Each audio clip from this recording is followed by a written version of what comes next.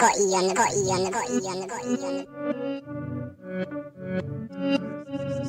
to your mind.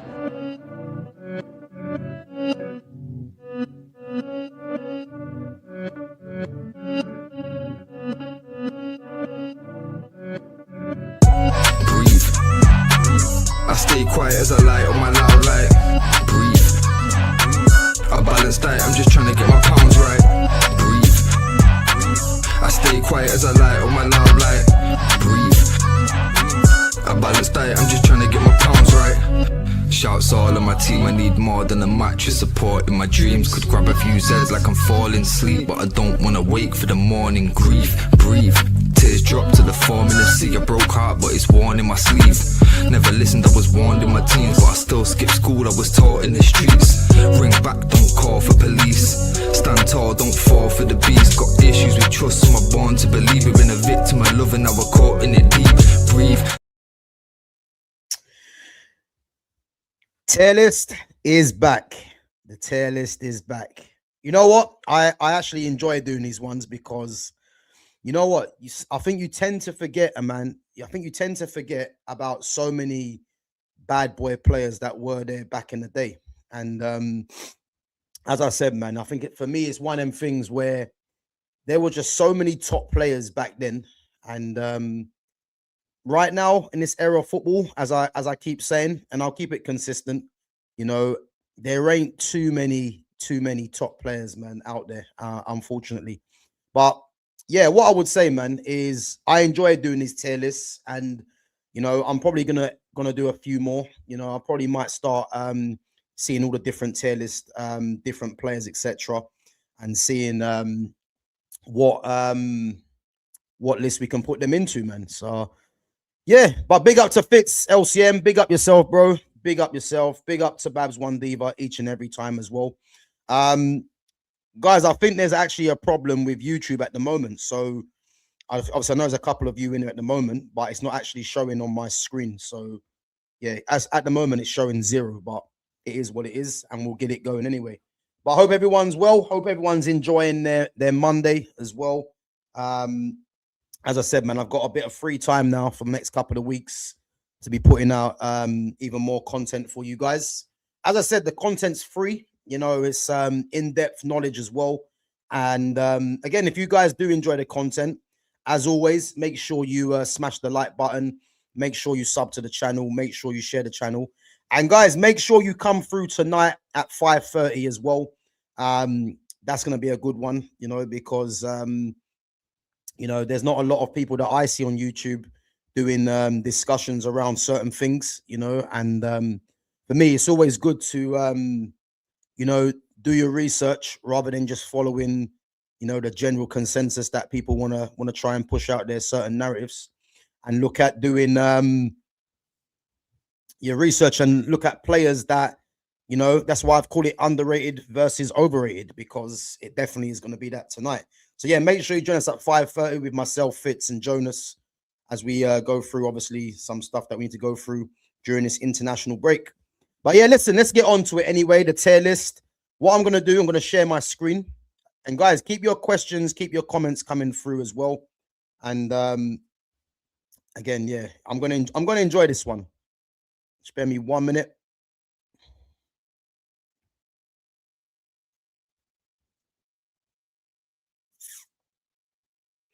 Right, so guys, as you can see, yeah, on the there's 4 boxes that I've altered on it. Yeah, so I've got elite, world class, very good, and very good. So I don't think it's right with the list of players that are on here that, you know, I should be looking at this as, you know, these players should go into a decent category or a poor category, because all these players on this list there, they are all at a very good level. You know, some of them have retired, some of them are actually playing. But what I'm going to go through is it's going to be a mixture of how good they were, and it's going to be a mixture of possibly titles won. Again, I don't know the exact numbers, but I'm just going to draw back to some of the trophies that these players did win with their clubs. But for me, mainly, it's going to be based around just how good I thought these players were. And as I said, you got elite, you got world class, you've got very good, and you've got good. Big up to Craven Cottage as well. Guys, keep your questions and comments coming through. As I said, I think there's a problem with YouTube, so it's actually showing a 0 on it. So yeah, keep your questions and comments coming through, and I will definitely get back to them. So again, we're gonna start off now anyway. So there's a list of 50 players, and I'm gonna just devise what I'm gonna look at what tier they go into. And again, I have put good as the very last one, and I think, if I'm honest, I don't think too many of these players will be going into good, if I'm honest. But yeah, listen, we are gonna see what we think. And again, if some of you, if you guys do disagree with me, make sure you put that into the chat as well. So first player we're gonna go through is Jordi Alba. Jordi Alba, formerly of Valencia, Spanish international, really made his name for Barcelona, and for me, I would go as far and say, yeah, he at his time at Barcelona was definitely one of the best left backs in the world. I think the fullback pairing, the partnership, if you look at the likes of right now, Nuno Mendes and Achraf Hakimi are possibly the best pairing in world football in terms of fullbacks, right and left back. And I think when Jordi Alba and Dani Alves were both at Barcelona, I think you had the best pairings there, in terms of their attacking prowess, in terms of what they won as well in that MSN team, and the effect they had. And what I like about this is how I like to see my fullbacks. Yeah, big up to Foxy Danny as well for coming through. What I like to see in fullbacks is fullbacks going around the outside, creating that extra creating another dimension for your attacking options. So this is why I like watching. I like seeing inverted players, because if you got inverted players, basically it lets you have more of a dimension in terms of your attacking. So you can get players that are left-footed coming in field to either link with the front man or get shots off, whilst you've got the fullback on the outside. And then you've got it just offers up basically more avenues to attack. And I think if you look at Dani Alves and Jordi Alba, they provided that width, they provided the overlap for the likes of Messi and Neymar to do what they did. Big up to Mr. Silky Kev. Long time, Mr. Silky Kev. You're back. Big up yourself. So yeah, and for me, Jordi Alba, I think, as I said, he was one of the best left backs in his era at Barcelona for sure. But for me, I'm going to be very critical in how I judge players, because when I'm looking at elite players, yeah, you are like the creme de la creme. You are the absolute elite, yeah, and there's no questions asked. And then world class for me means you were top. You were world class, but you weren't the very best, in my opinion. Very good. I think, it could be a mixture of, you were a very good player, as it says on there, but you weren't really regarded as, the best of the best, really. And then good, as we know, is obviously just below very good. And it's, yeah, just more or less, yeah, you were good, but nothing really to write home about, in a sense, And again, this is going to be difficult. And I know Craven Cottage is saying Philip Lahm was the elite fullback for me, and I can't even disagree. So we are going to get into that, because, as I said, man, it's going to be a difficult list, and I'm going to be very critical in how I see it. So Jordi Alba, for me, although I think he was a top player, I'm going to say he was very good.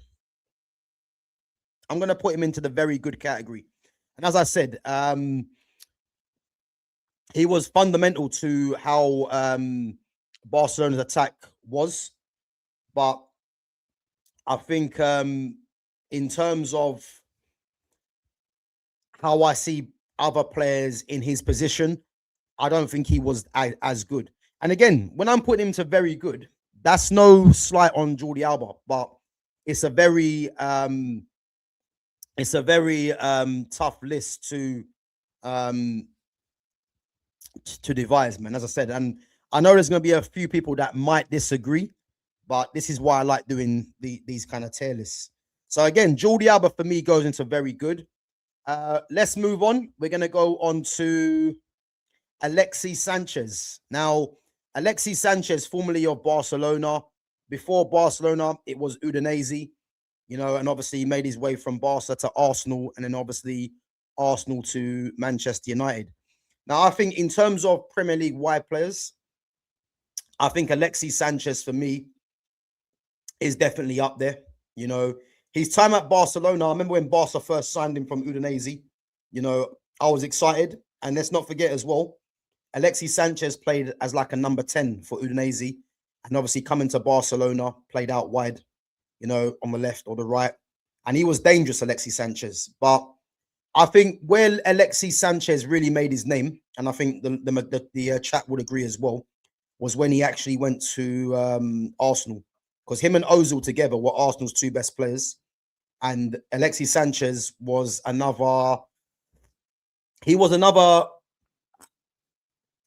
I'll say Gareth Bale in terms of playing for a team that wasn't winning trophies, but you could clearly see that was one of the best players in the league, and there was no discussion. There was no debate about that, really. And I was a massive fan of Alexis Sanchez. When Alexis Sanchez come to Manchester United, I think in hindsight you're looking at it thinking, it's going to be a good signing, but you could clearly see that he was on a decline, and his time at Manchester United was an absolute joke, let's be honest. But I remember his time at Arsenal, man. He was devastating. Some of the goals he scored, one-man army as well at times. And yeah, man, obviously for Chile as well, and what these South American players have in abundance, yeah, they have, they've got a spirit in them, a fighting desire, man, to be the best. And I think when you couple that with talent, you've got a top player there, and how I see Alexis Sanchez from his time at Man United, I'm not really going to judge him on that, because I want to remember the Alexis Sanchez that I remember that was a top player for Barcelona, definitely for Arsenal, and for Chile as well. So I'm going to put Alexis Sanchez into the world-class category. World-class category for me. Guys, let me know what you think as well in the chat, if you agree or disagree. As I said, there's a glitch with YouTube, so I don't even know who's in there at the moment, but big up yourselves anyway. Next player we're going to move on to, obviously someone that's in the thumbnail. Now, when we look at the best fullbacks, if we're talking about right backs to play the game, the likes of Cafu comes through. You got Cafu for me. Someone's mentioned Philip Lahm already as well. And for me, there's no doubting in Dani Alves. So Dani Alves for me is just going to go... I'm not going to waste my time. Yeah. Dani Alves for me goes straight into elite. And I'll tell you why Dani Alves for me is elite, yeah? Not only was Dani Alves' partnership with Messi on that right-hand side, not only was it, arguably in terms of a right back and a wide forward out there, not only for me was it one of the best pairings that I've seen. These two were just telepathic. It was Messi coming in field, Dani Alves creating the overlap. But I remember some of the games watching Barcelona where Dani Alves and Messi, they didn't even need to look at each other, but they just knew each other's game so well. And Dani Alves was a massive factor in how Lionel Messi become Lionel Messi, because Alves allowed Messi to just be that player, to just come in field and do what he did, because Dani Alves was that talented as a fullback, up and down. And as I said, he was someone for me that he Spanish football suited him perfectly. You know, very technical league. Dani Alves fitted that. And how good Dani Alves was is that he was as good as some of the best wingers in the world. That's how talented he was. You know, chipped him with a few goals as well. But for me, I just think in terms of his touch, his technique, his game understanding, very tenacious as well, as you would see with a lot of South American players. And when I look at right backs to ever play the game, like just natural right backs, I only put Cafu either ahead of Dani Alves or on par. That's how highly I rate him, because he was that good. You got players like Maicon as well that was there. They're the absolute elite right backs. Obviously, Maicon got destroyed by Gareth Bale, as we know. But when I look at elite right backs, I look at now you've got Reece James and you've got Achraf Hakimi. But Dani Alves, for me, is arguably one of the best right backs of all time. You know, as I said, man, I don't see too many right. I think the only one really we're talking about as a right back is Cafu. Again, if there's any other right backs that anyone can think of, then please let me know. But Dani Alves for me goes straight into the elite category, the first player. Moving on, Pierre-Emerick Aubameyang. Now, Aubameyang for me, yeah, I don't actually think he was a great player. I mean, I remember watching Aubameyang when he was at Borussia Dortmund. Obviously, before Borussia Dortmund, I can't remember who he was playing for actually. In actual fact, he was at AC Milan. If anyone remembers, he was in AC Milan's reserve team when he was younger, and then I can't remember where he went from there. But obviously, made his way to Borussia Dortmund, playing as part of that strike force with Lewandowski through the middle, Aubameyang from the right, and I think it was Marco Reus on the left, I believe, and I think it might have been Goetze in there. I can't remember. But I wasn't a massive fan of Aubameyang as the football player. But in terms of his continuous goal scoring and his consistency, like that can't be argued, you know, because wherever he went, he put the ball in the back of the net. And as soon as Lewandowski left Borussia Dortmund and Aubameyang went as the central striker, this is where he came alive for me, you know. And then obviously got the move to Arsenal after that. And I remember back in the day, you know, playing the Pro Evo games, you know, I had a friend that played that had we used to do a thing where literally, you know, this was unheard of. You know, you'd have there was 4 of us, and you would just pick basically a team of 1 to 11 or 1 to 11. But the way that we would do it in order. So we'd play a game of cards, and then whoever won the card game or whatever, you get first pick, and then you'd go for second, third, and fourth. So you might get first pick on a goalkeeper. So someone might take, let's say, Manuel Neuer, which means you've got to then take another keeper, and then you will go on to defense. But someone might go for, I don't know, Dani Alves, and then someone might just go straight for like a Lucio or something like that. So defenders were never in order of right back, left back, centre back. It was whatever defender you wanted to get, then midfield, then strikers. And my friend used to always pick Aubameyang on the Pro Evos, yeah. And Aubameyang was devastating because his pace and his finishing was very good. So once he got in behind your defense, you know, more times than not, he was finishing it off. And I think that was Aubameyang's game in a nutshell, really. As I said, I don't think he was a highly technical player by any means, but his pace and finishing was a problem, you know. And just like what Craven Cottage just said, Aubameyang is in the good category for me. And you know what? I wouldn't disagree, because if I'm basing it on what he done for Arsenal, cannot be underestimated, because he was crucial for Arsenal, really. But I'm looking at overall the ability of the player, how I saw them really, because I saw him as an elite goal scorer, but I didn't really see him as an elite player, you know. And again, the elite category for me, you know, is a very high category, you know, and you've got to be, for me, the best of the best, you know. So again, Aubameyang for me goes into the good category. And I think, you know, I don't think there's too many people that would disagree with that, really. Yeah, clock enders, make sure you come through at 5:30, man. We'll be discussing what we got to discuss, because I know you've mentioned Andy's numbers. But listen, make sure you come through at 5:30. It's going to be a good one in regards to what we got to discuss. Yeah. So yeah, as I said, and Pierre-Emerick Aubameyang for me goes into good. And then let's move on. We're going to move on to Gareth Bale. Now, Gareth Bale for me, I would say, and again, this might be interesting to see what people think here, but Gareth Bale for me is probably, I would say he's probably the best player that the UK has produced in terms of his level, because people remember Gareth Bale for his athleticism, but Gareth Bale was a footballer first and foremost. You know, his athleticism and his pace was his bonus. But as a technical footballer, Gareth Bale was right up there. You know, I remember watching him obviously playing for Southampton, playing for Wales as a youngster, man, you know, and you could tell the running power was always there. But people forgot about just how good of a footballer he was.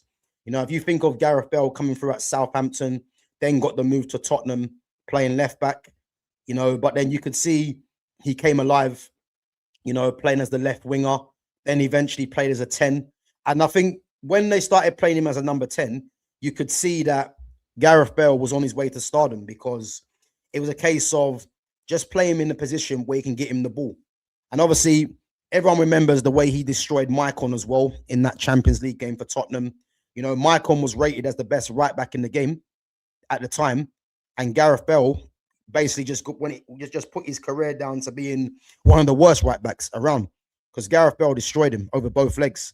And as I said, man, that's when Gareth Bale announced himself to the world, really. And then obviously got that move to Real Madrid, some standout goals. You know, you think of the overhead kick in the Champions League final against, I think it might have been Atletico Madrid, outrageous.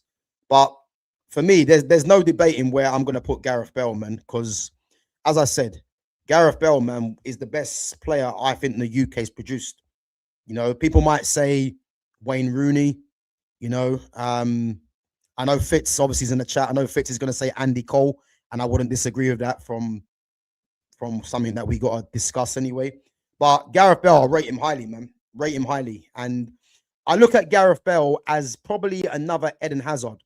These players had a lot more in the locker in terms of, you know, they love the game, but did they love it to an extent of, if you kind of look at a Cristiano Ronaldo in terms of what he's put into the game? Because I look at Gareth Bale, I look at Eden Hazard. These guys are more naturally talented than Ronaldo, but Ronaldo's work ethic, you know, is probably what kept him at the top for longer, you know. But Gareth Bale, for what he done for Tottenham, for Real Madrid, and for Wales, like sometimes, like the Wales national team, he was a one-man army, you know, at times, and he was instrumental in Wales getting all the way. I think it was the World Cup or the Euros semi-final. I think they got to, and he was instrumental in that. And as I said, man, Gareth Bale for me goes into elite, no problem, no problem. That brings us on to Karim Benzema. Now, one of my favorite players, and as I said, not going to waste time. He's going to go straight into elite. Now, those of you that haven't followed Benzema's career like I did, yeah. Again, Karim Benzema for me is the closest striker I've seen to R9, and there's a reason for that. You know, if you look at who Benzema's idol was, it was R9. And if you watch the young Karim Benzema at Lyon, yeah, I remember the first time I become aware of Karim Benzema was when Benzema was playing for France. I think it might have been the under-21s. And that's the team that had Samir Nasri in there as well. They also had a player called Jeremy Menez, if anyone remembers him. And they played against England. And I think England at the time had, I want to say, Shola Amiobi, I think might have been there. And that's when I first became aware of Benzema. I think Benzema played for the under-21s when he was 16. And instantly I thought, this guy is different. because you look at strikers, yeah, and you think there's just something different about this guy, the way he moved. And he reminded me of a young R9. And that's when I went to go and watch more clips of Benzema and find out a bit more about him. And as I said, his idol was R9. Then again, if anyone remembers the game against Man United at Old Trafford when he destroyed Rio Ferdinand, you know, as a youngster there. And that's when you knew that this guy was genuinely going to be one of the best strikers the game has produced. Now, Man United had a chance to sign him, you know, but when Real Madrid come calling, you know, it's very hard to try and take a player off Real Madrid, as we know. And to think that Real Madrid got Karim Benzema for £30 million, yeah, is crazy in comparison to what's going on now. And Benzema going to Real Madrid, obviously, if you remember, he arrived in the same season as the likes of Kaká and Cristiano Ronaldo, I believe. And to think that Real Madrid had all three of those players in one season, like, that's some of the best business I've ever seen. You know, to get three players like that in one season just shows you what intent they're on.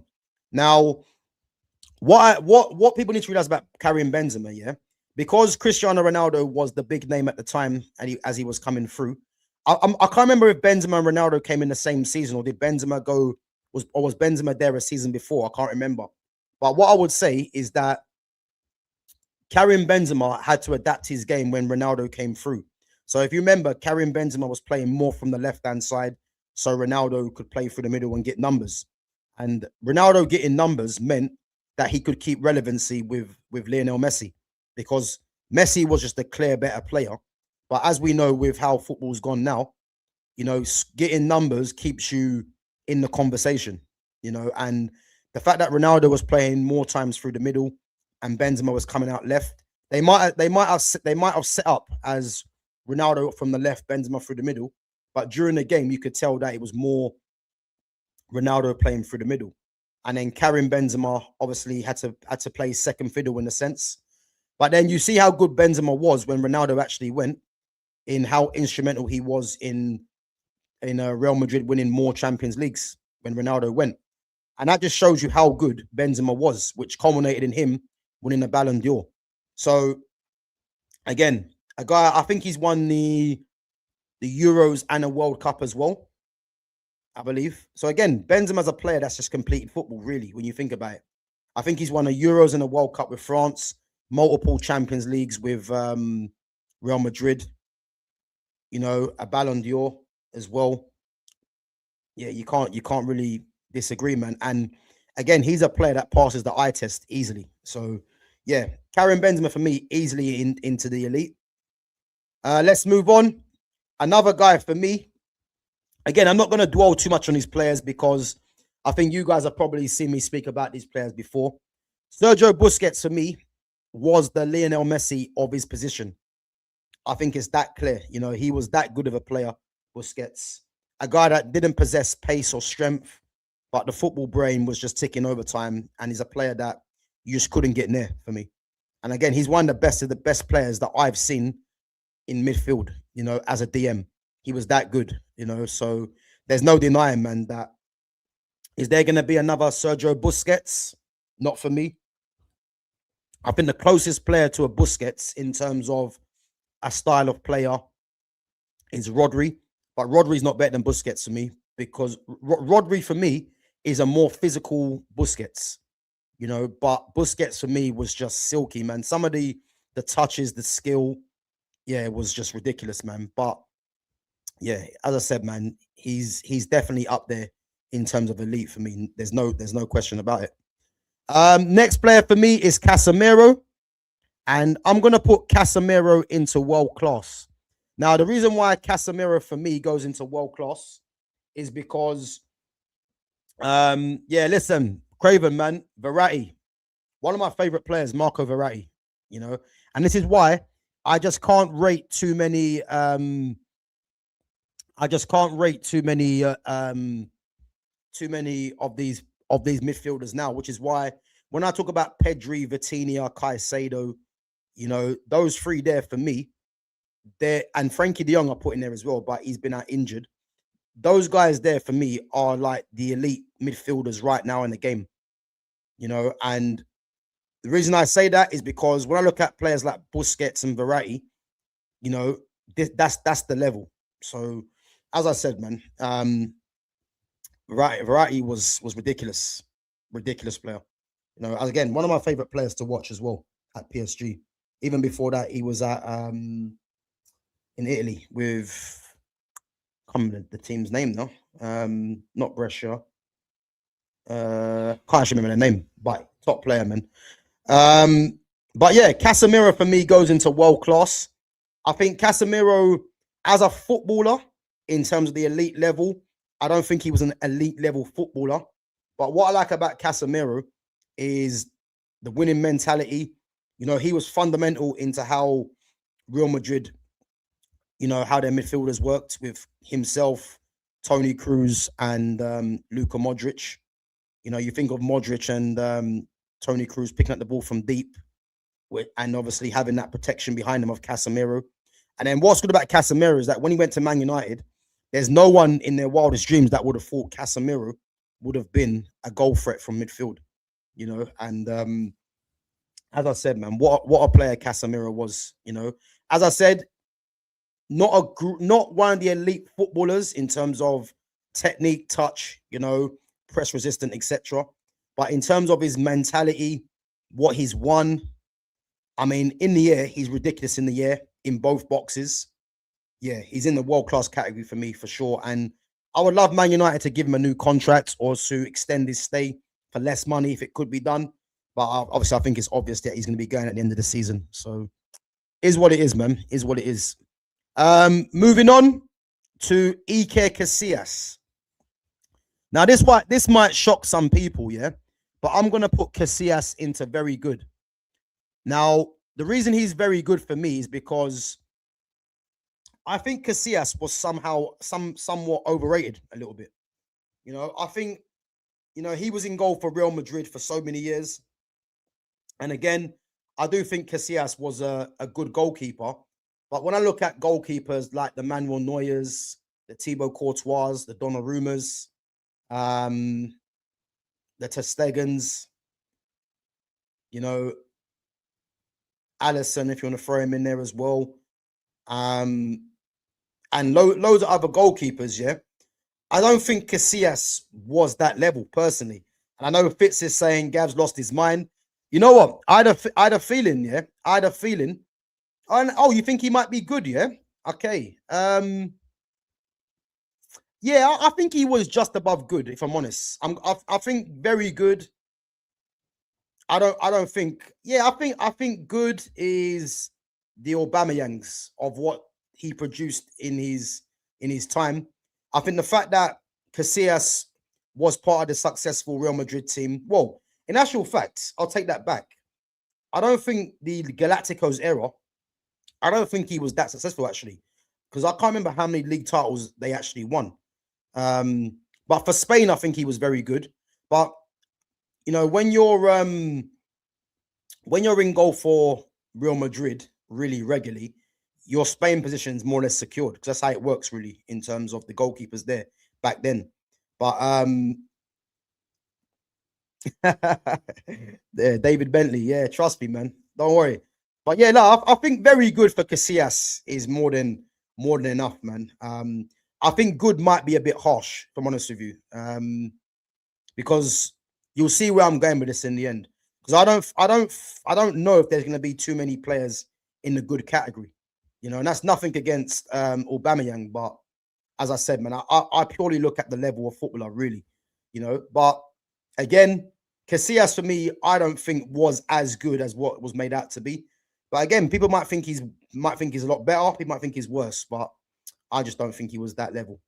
Cesc Fabregas. Now, this is a tough one because Fabregas, for me, in terms of Premier League midfielders, he's one of the best. He is one of the best. And if you think when he went to Barcelona, you know, playing as the false nine, I don't think anyone had that on the cards that he'd be playing as a false nine for club and country. And what that speaks volumes of, yeah, that speaks volumes of says Fabregas' intelligence for me. You know, to play as a central midfielder for so many years and then adapt your game to playing as a false nine for Barcelona and for Spain. Yeah, don't worry. I will fix in a minute. Yeah, don't worry, bro. So yeah, as I said, man, I think Cesc Fabregas for me was highly intelligent, man. And as I said, when people talk about the best midfielders playing the Premier League, he's in the top 5 for me. He is. He's in the top 5. I think he was that good for Fabregas, and I think his name often gets overlooked. You know, his time at Barcelona probably didn't go the way that he expected. Obviously, going back home, but it's not really a surprise when you've got Busquets, Xavi, and Iniesta ahead of you in the pecking order. But in terms of Cesc Fabregas' level, man, his level cannot be denied. You know, produced for Chelsea as well when he left Barcelona, and captain for Arsenal. You know, produced for them. Wherever he went, he produced, club and country. You know, and I'm torn between world class and elite for me, because the elite level is players for me that go into a world 11, no dispute. I'm torn between world class and elite, because in terms of his touch, his technique, his passing, it was an elite level. But I'm just trying to think. It's difficult. It's difficult. You know what I'm going to do? I'm going to be brave, yeah? I'm going to put Cesc Fabregas into world class. I'm going to put him into world class, but he's a player for me that could easily be an elite. But again, the level is tough. Let me go back onto the questions. Big up yourselves, guys. Make sure we're smashing the likes as well. You can go through some of your comments.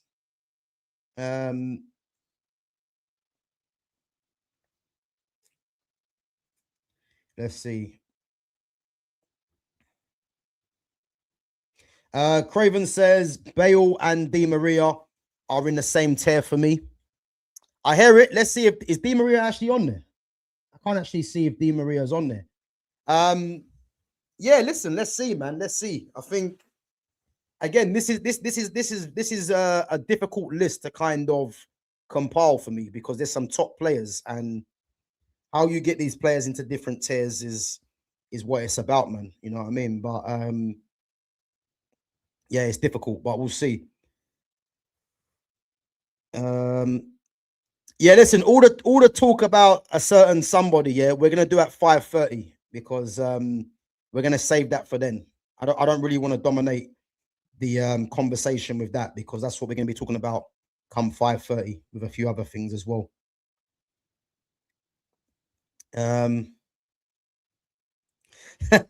Hey, Gav, I've got beef with you. 2 words, well, 3. David effing Bentley. Hey, listen, David Bentley was a very good player, man. He was a very good player. Like, if you remember, David Bentley was supposed to be the heir to David Beckham's throne. You know, again, he wasn't David Beckham, but they were trying to push him in that direction. And obviously, again, I know why Clockenders is a bit salty over David Bentley, because he went to their rivals in Tottenham. But if you compare players now, you can't really be saying Bentley is a bad player, because Bentley was a technical midfielder, right midfielder, could play inside as well, and again, didn't really have the career that many predicted. But David Bentley was still a decent player, man. He was.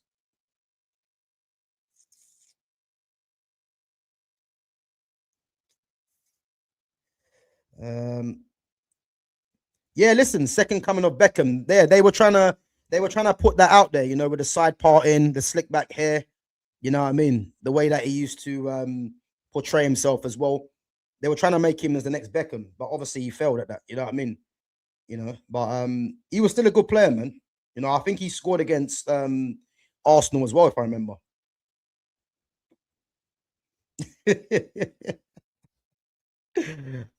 Listen, let's not hate on Bentley, man. Come on, Bentley was decent. Hey, Clockenders, listen, I was a serious player, man. I should have been professional, man. Like, but certain things didn't work out in my favor, you know. But as I said, man, yeah, I should have made it, man. As I said, but yeah, that's a chat for another day, I would say, you know. Gav, I'm hearing Bentley talk. Casillas was at least world class. Yeah, but listen, if David Bentley was in this conversation, he wouldn't be in the good tier for me. He'd be in decent, because I'm looking at his ability. His ability was good, but if you're looking at the whole picture, he would be in decent. He wouldn't be above Aubameyang for me. Of course not, you know. But if you're comparing him to Casillas, then again, one's a keeper, so I don't know how we're gonna do that, but you know.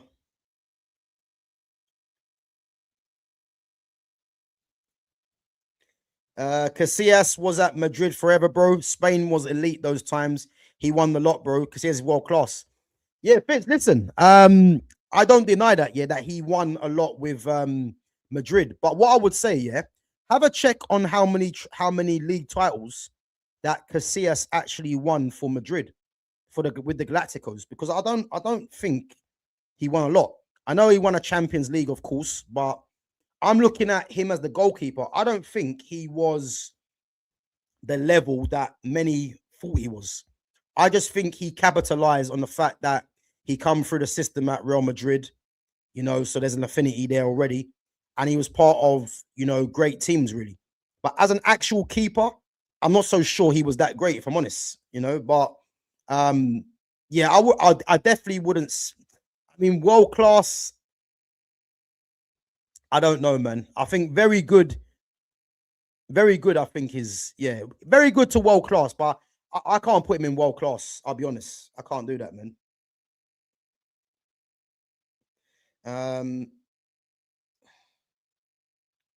Yeah, big up, man. Big up yourself.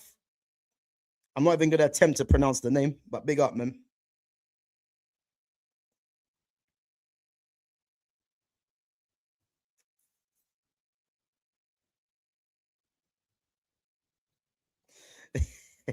Okay, now you're talking sense, but the Casillas wasn't world class talk is as wild as Bentley being the next Bex to me. Yeah, but Fitz, I never said Bentley was the next Bex. I said that's what the media tried to make him out to be.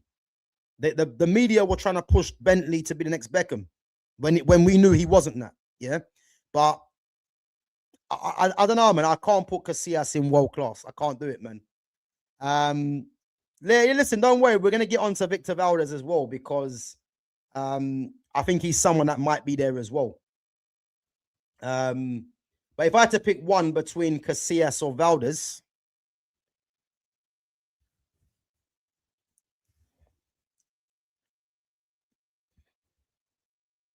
Casillas or Valdez,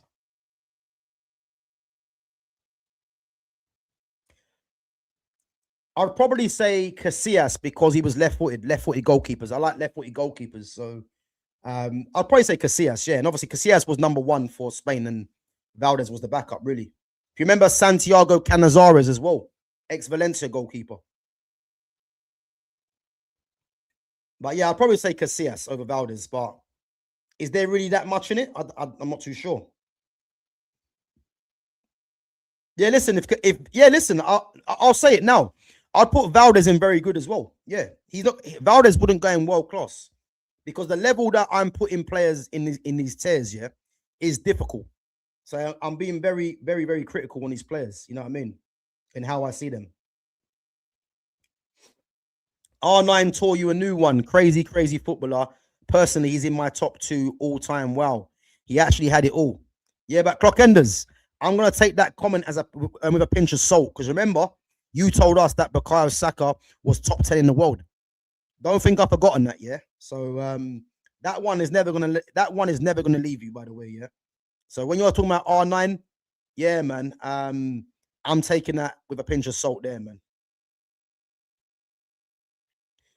Gav, have you already done a 2000 to 2010 list? I don't think so, but I'll probably do that one as my next one. So what I'll do, yeah, I'm gonna pin this, yeah, so I can remember. Yeah, I'll probably the next one I'll probably do 2000 to 2010. and put it out, because obviously there's other ones coming up as well that I'd like to react to. But yeah, 2000 and 2010. I'll look at doing that one next. 100%. Big up yourself. Anyway, let's get back on to the players. Next player we're going to talk about is Thibaut Courtois, our first entry for a goalkeeper into elite. Now, Thibaut Courtois, for me, I rate highly, yeah, because I remember when he first came through, you know, they were talking about him as being the best goalkeeper in the world from early. Now, if anyone remembers Thibaut Courtois, when he was signed from Chelsea, when he was signed, I believe he might was he at he's at Genk. He was at Genk where Chelsea signed him. Yeah. And if you remember, he spent 2 seasons on loan at Atletico Madrid. Now, when you actually think about it, yeah, these things are quite unheard of, because to have a goalkeeper that really was arguably inside at his time at Atletico Madrid, top 3 in the world, but he's on loan at Atletico Madrid, is kind of unheard of. I've never really heard of a goalkeeper or a top player that is one of the best in the world already playing on loan. Like, it's quite unheard of, yeah. And he was instrumental for Atletico Madrid. I can't remember what Atletico Madrid done at their time when Courtois was in goal, but you could see that he was a world-class goalkeeper in the making. And Atletico had him for 2 seasons on loan. And then when he went to Chelsea, as we know, Petr Cech was there, but he came in as the way of easing Petr Cech out. And obviously he was great in goal for Chelsea, man. And as I said, I like left-footed goalkeepers. And to think that at Chelsea, man, you've got arguably the best keeper in the league at the time, I would say. And then I don't think no one could envision I don't think no one saw Courtois going to Real Madrid, or leaving Chelsea, should I say. And has he gone into another level at Real Madrid? I mean, he has suffered with injuries as well, but he's just an absolute great goalkeeper, man. Like, wherever he's been, Atletico Madrid, Chelsea, Real Madrid, Belgium, like, he's just performed to a certain level, a very high level. You know, great in his box, you know, commanding from corners, great shot stopper. You know, his kicking's very good as well. He's just what you call an elite goalkeeper. Like, I look at, like, again, goalkeeping ain't my strong point, yeah, but from what I see of him, his command of his area as well, and his calmness, like, yeah, he's just a great goalkeeper, man. There's no debate on Thibaut Courtois for me, man. He's elite for me. Like, there's no doubting he's an elite goalkeeper. I think the one blemish that you might look at Courtois is that the nonsense, the madness that he had with Kevin De Bruyne. Didn't he take Kevin De Bruyne's girl or something like that? I can't remember. You know, madness. But in terms of his goalkeeping and what he's done, what he's won, yeah, elite for me, man. No doubt. No doubt is he elite. If Casillas is very good, I think elite should only consist of Buffon, Khan, Schmeichel, world-class Czech, Van der Sar, Courtois. Yeah, to be fair, Fitz, man, I hear it. I do actually hear it, man. I do actually hear it, because Buffon, Khan, Schmeichel, yeah, they are elite keepers. There's no denying that. But I think looking at the list that we've got here, you know, I have to put Courtois in elite, you know. And do I think Courtois was better than Czech and Van der Sar? Yeah, I think it's fair to say they're all at the same level, but they're all them for me are all better than Iker Casillas for me, you know. But I hear it, man. But yeah, I'm happy with putting Courtois for me in elite. I think he's definitely is an elite goalkeeper, no doubt. Now, let's move on, yeah. And I think this one is going to garner a lot of attention, dissatisfaction, yeah.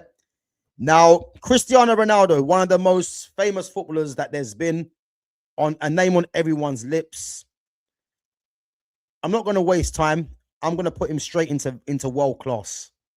Now, I think this might gather a lot of conversation. Yeah. So I'm going to wait for the comments, sip on my coffee, and see what you guys think. Cristiano Ronaldo for me will go into world class. I want to see what you guys think. Nah,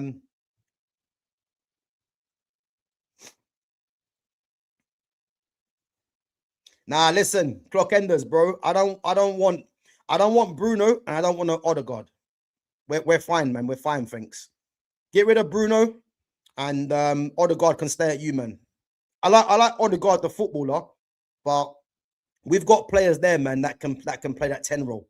Or we can play a free midfield if we go and get the midfielders sorted. But yeah, so Cristiano Ronaldo goes into world class for me. And I'll tell you why, yeah. If we're looking at Ronaldo, you know, for what he's done in the game, the work ethic he's put in, the trophies he's won, I think for me, there's no denying, man, that he has had one of the most successful careers that any footballer could hope for. Yeah. But because if I look at Dani Alves, Gareth Bale, Karim Benzema, Sergio Busquets, and obviously Courtois as a keeper, yeah, them guys for me are all more naturally gifted as footballers than Ronaldo. And that isn't to say that Ronaldo wasn't a gifted footballer, but I think a lot of Ronaldo's, his ability, well, put it this way, the makeup of Ronaldo, yeah, a lot of it was his physicality in terms of his pace. And obviously you can see the way he worked on his physique as well. But I look at Benzema, Dani Alves, Gareth Bale, and Busquets. These guys were just footballers first and foremost. A lot of Ronaldo's game was a lot of the athleticism, how I like to put it, because Ronaldo getting older, yeah, the only thing you can point to so Ronaldo stays relevant for me is his goal scoring, and this is where, you know, a lot of people get confused. Whereas if you look at someone like Messi, yeah, Messi will play the same way that he's always played. Yeah, the physicality in terms of his pace, his change of pace is going to go as he gets older. But what do we point to first and foremost is his ability on the ball. And that's where I look at Ronaldo, because Ronaldo has had a great career. He's still going strong, you would say, at the age of what, 41, you believe? But if we're being honest, yeah, Ronaldo is still relevant in his latter years because it's all about numbers for him.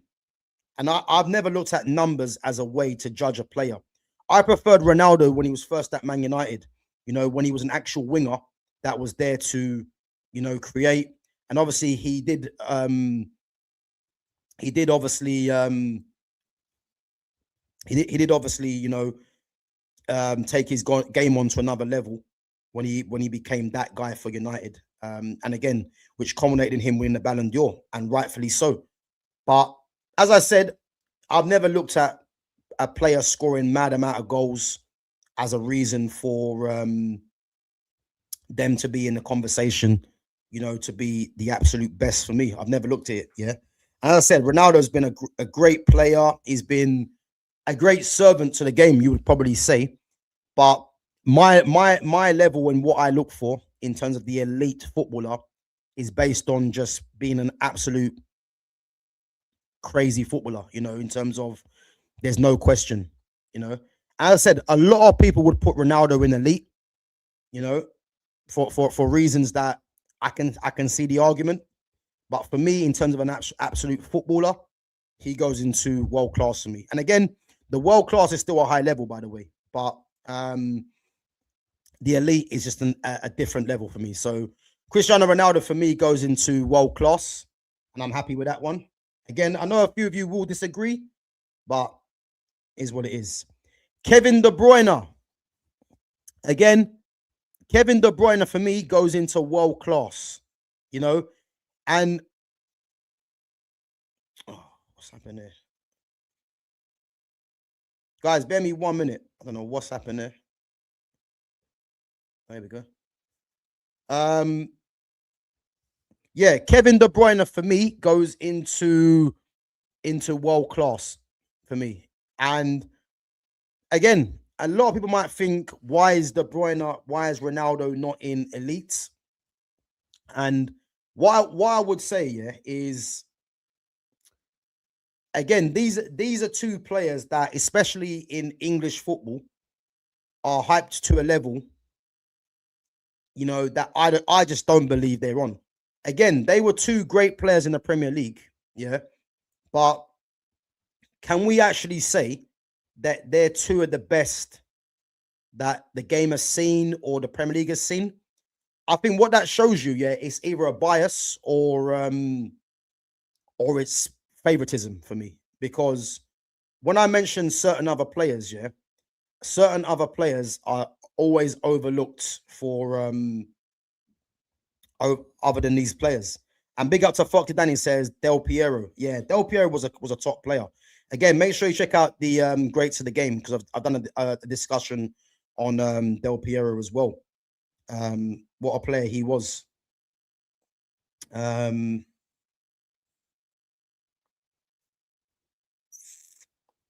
yeah, so Kevin De Bruyne, his time at Man City, he was instrumental in terms of what Man City done. Won numerous titles, Champions League. I think he won as well. But for me, Kevin De Bruyne was a top player. But again, when I'm comparing the Kevin De Bruyne to an Iniesta, to players like that, to a Busquets in the midfield, to a Paul Pogba, there's a reason why I picked these players above Kevin De Bruyne. And that's because these players had something different. I think Kevin De Bruyne's game, a lot of it was, his passing was very good off both feet, don't get me wrong. But I look at Kevin De Bruyne in tight spaces. He wasn't that type of player. He was Kevin De Bruyne. And let's not forget as well, De Bruyne was a wide player coming through at Genk. He played out wide, and he was a David Beckham playing from central in terms of his delivery. That's what I would say.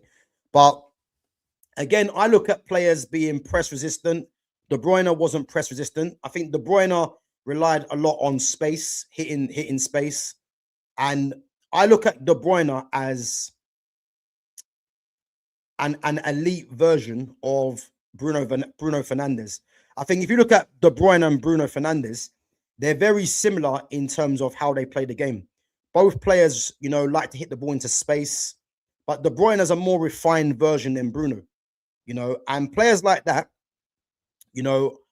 they have their place in football, but when they're getting talked about as being an absolute world beaters, that's not how I see the game, because I've never seen players that are meant to be supposed players that play in number 10 be very happy at turning the ball over. I've never seen it.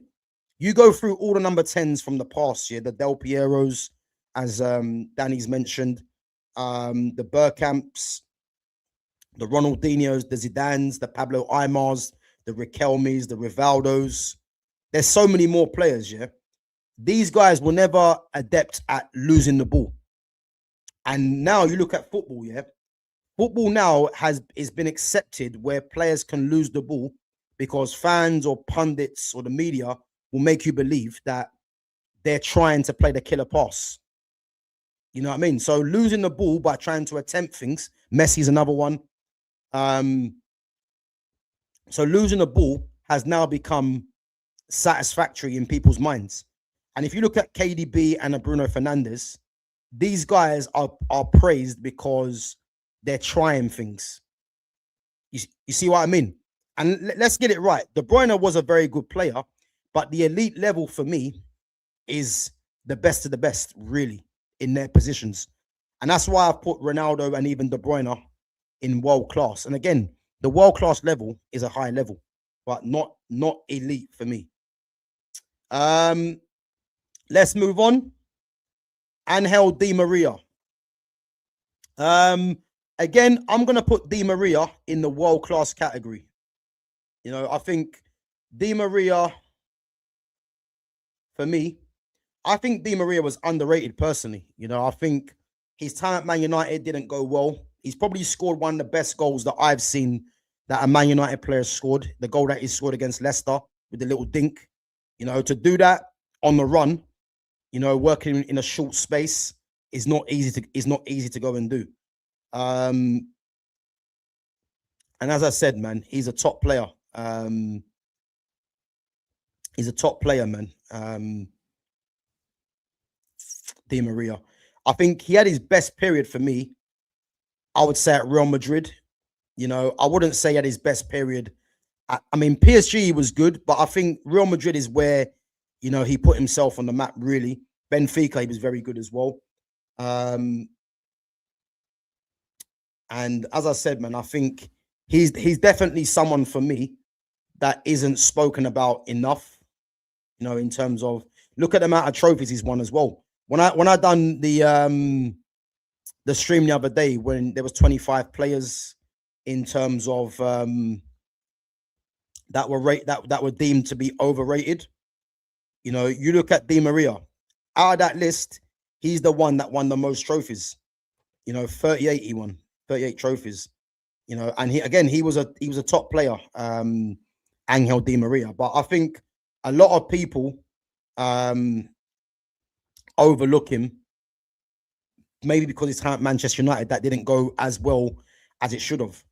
You know, but I think in terms of his ability, in terms of his trophies he's won and what he done at Real Madrid, you know, he was instrumental in Real Madrid winning that Champions League against Atletico. You know, I think Ronaldo and Bale will probably get the hype, will probably get the accolades, but Di Maria was probably arguably man the match in that final. You know, but top player, man. I'll put him in the world class category. Diego Godin. Now, again, Diego Godin, many people probably won't know who he is, you know, but Godin, for me, I'm going to put him into the good category, you know, and the reason he goes into the good category for me is because in terms of, big up to Titanium as well, in terms of Godin, the player, again, he wasn't a great footballer, but in terms of his leadership, his mentality, you know, he was crucial for Atletico Madrid in when they were winning when they won La Liga and went on their Champions League runs as well. I think he was a proper leader, a proper winner as well. And I know Titanium is saying good, very good. I'm going to put him in good because it's difficult because he could go into very good, but I think good is probably not harsh to say, because I think the level for me is high. And Aubameyang, for what he done for Arsenal, for Dortmund, you know, even for Gabon as well. Yeah, I'd say good. I think Godin, for me, when I look at the elite defenders, yeah, as I say, man, there's well, obviously I don't want to give it away, innit? And you'll see where I'm going with this anyway in the end. But yeah, I'm happy to put Godin at centre back, in the good category. Let's move it on anyway. Antoine Griezmann. Antoine Griezmann, for me, yeah, is going to go into world class. And again, an intelligent player. You know, you look at what he done for France. Obviously, he's retired from international football now. So that generation of them players are all gone. Obviously, he's leaving Atletico Madrid as well come the end of the season to go and play in America. But for me, Griezmann for me was, yeah, he was class, man. Class. I think when he went to Barcelona, yeah, although on paper it's a good move for his career and what he's going to go and play with, but it was the wrong move for him, because when you're left-footed and you play as like a number 10, you don't go to Barcelona when Messi's there, because the team is built around Messi. And the fact that he was left-footed didn't make sense, you know, because he played out of position. You know, there was times he played on the left-hand side. There was times he played through the middle. But Griezmann's one of them players, yeah, that he needed to be the centerpiece, as he was for France, as he was for Atletico Madrid. But him making the move to Barcelona, he was obviously going to play second fiddle to Messi. And again, that's not because Griezmann wasn't world class, but Messi's he's just something else. You know what I mean? And the team was built around Messi, so you can't have Messi and Griezmann both thriving. You know, and Griezmann, to be honest with you, should have known that for the betterment of his career. And obviously, when he left Barcelona, you know, he went back to Atletico, I think. Yeah, I think he did went back to Atletico. And obviously, as I said, man, he was a top player, man. Technical, you know, scored goals, popped up in big moments as well, you know. And as I said, the elite level is a difficult level to get into. But there's no denying, man, he was world class, Antoine Griezmann. And you know what frustrates me, yeah, is that look at the level of players that there was in comparison to what we're seeing now. We're seeing power and pace merchants dominate the game in preference of proper talent. Because I'm looking at these players that I've got in this list right now, and what tier I've put them in. Like, and it's actually sad, yeah, to see that you're not really getting these players come through, which is why I love the likes of Yamal and Pedri, players like that, Vitinha's, just keeping the game alive still, you know, because what we're seeing now is few and far between, man, from these kind of player. Yeah, listen, Pirlo, now we're talking. Andrea Pirlo. What a player Pirlo was, man. Yeah, Greenwood and Cobby. Yeah, listen, we hear it, man. We hear it. Let's move it on anyway. Keep your questions and comments coming through. I will get back. Eden Hazard, one of my favorite players. Now, Hazard for me is going straight into elite. You know, and I'll tell you why he goes into elite for me, yeah, because I think people might think world class. I'll tell you why he's elite, because if we're ignoring his time at Real Madrid, because Hazard going to Real Madrid, Hazard wasn't the Hazard that he was at Chelsea, because this is a player that suffered a lot of injuries. You know, if you remember as well, he had put a lot of weight on as well. And he wasn't nowhere near the player that he was at Chelsea. And the Real Madrid move, it was sad, because it's like that wasn't Hazard. You know what I mean? I think he hardly played for them as well. And Real Madrid bought him because they just knew the level that he was. But I remember that I'm looking at his time, even when he was at Lille in France. Then he made the move to Chelsea. And how highly I rate Eden Hazard, yeah. And this is why, yeah, guys, yeah. When I see the list the other day of the greatest forwards to play in the Premier League, yeah, you have to ask yourself, yeah. It was fan voted, by the way, yeah. But you have to ask yourself, this is why you don't listen to Sky Sports in what narratives they're trying to push. Because the very fact here that you had Mo Salah in second place, there was no Eden Hazard on the list, there was no Andy Cole on the list, it tells you everything you need to know. Because there's no one that can make me think, yeah, that Mo Salah was better than Eden Hazard because of numbers. No one can make me think differently. Nowhere near it, yeah. And oh look, you know what's on my screen now? David Bentley's on my screen right now on Sky Sports. Big up Clockenders. David Bentley's on the screen right now, man, on Sky Sports. Speaking of the devil. But as I said, man, Eden Hazard for me is when I talk about the best ever players to play in the Premier League, Eden Hazard is in my top 3. He's in my top 3 because he was that good, Hazard. He was a genuine Ballon d'Or winner. But again, he's another player that came up against, like, if you look at Messi and Ronaldo dominating it, yeah, and Neymar would have got it if it wasn't for the popularity factor, yeah. Hazard was that level. I don't think Hazard was better than Neymar, because Neymar was a freak, really. But Hazard was up there with what he was doing in the Premier League. He was genuinely an elite player. He was one of the best players in the world when he was at Chelsea, no doubt in my mind. As I said, when people mention the best ever players to play in the Premier League, Thierry Henry's name comes up. Ronaldo's name comes up. Hazard's name's in there for me. Easily. Easily. And as I said, man, he's an elite player for me. No, like, there's no question about it. No question about it. Right, let me go through your comments quickly. You can't debate football with people who bring up numbers. Big up to Titanium, 100%. 100%. Like, whenever someone brings up numbers in a conversation to defend the player, what that usually means, yeah, is that the player is not as good as what you think they are. Because when you ask me about any player, I'm never going to bring up numbers to you. I'm going to tell you what they were good at. And then if you want to talk about numbers after, we can look at the numbers. But all these players that are in the elite category, yeah, not one of them really had serious numbers. Like, when I'm talking about serious numbers, you look at the Erling Haalands, you look at the Mo Salahs, the Ronaldos, them kind of players, yeah. Them guys all had serious numbers.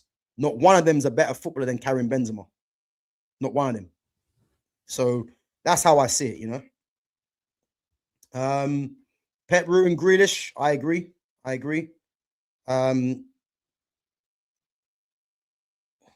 Hazard, one of my favorites to watch. He wins at Chelsea. Same as Suarez, Liverpool. I agree.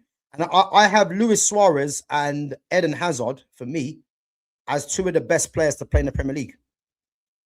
For me, I've always said Henry, but Hazard and Suarez are up there with me, and then you've got people put Ronaldo in there, obviously people put Rooney in there as well and other players, but Eden Hazard and Luis Suarez for me have to be up there as two of the best players to ever play in the Premier League. Obviously Scholes as well.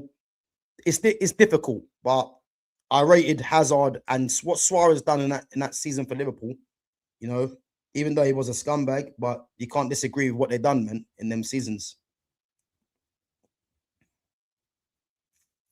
Right, moving on. We're going to go on to Zlatan Ibrahimovic. Now, this is a difficult one, yeah, because I liken this to...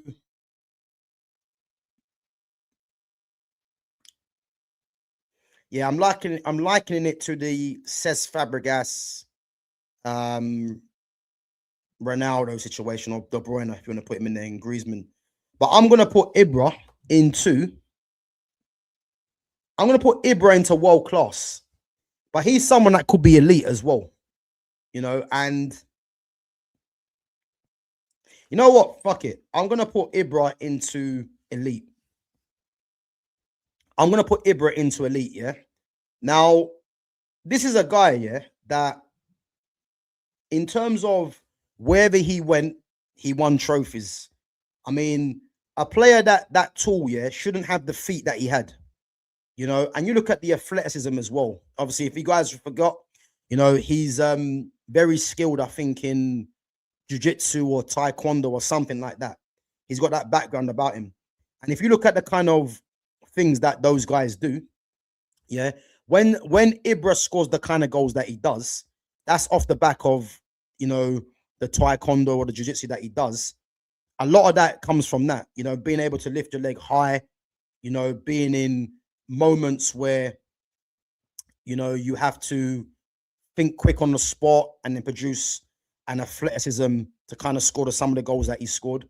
I mean, look at the goal he scored against England. That tells you all you need to know, really, and as I said, man, he was a leader. He struck fear into any defender he went up against. He's a striker that had no weaknesses. I mean, it never worked out at Barcelona the way it should, for obvious reason. Pep wanted to build around Messi, and you can see why. And Ibra's kind of personality, he wanted to be the big name. But when Messi's there, you're gonna have to try and you have to kind of take second place to Messi, because Messi's just done what he done, really, innit? But Ibrahimovic, for me, man, for club and country, was outrageous, man. And as I said, he speaks for himself. Some of the goals he scored, the trophies he won. I don't believe he won a Champions League, funny enough, actually, but instrumental in any team he played for.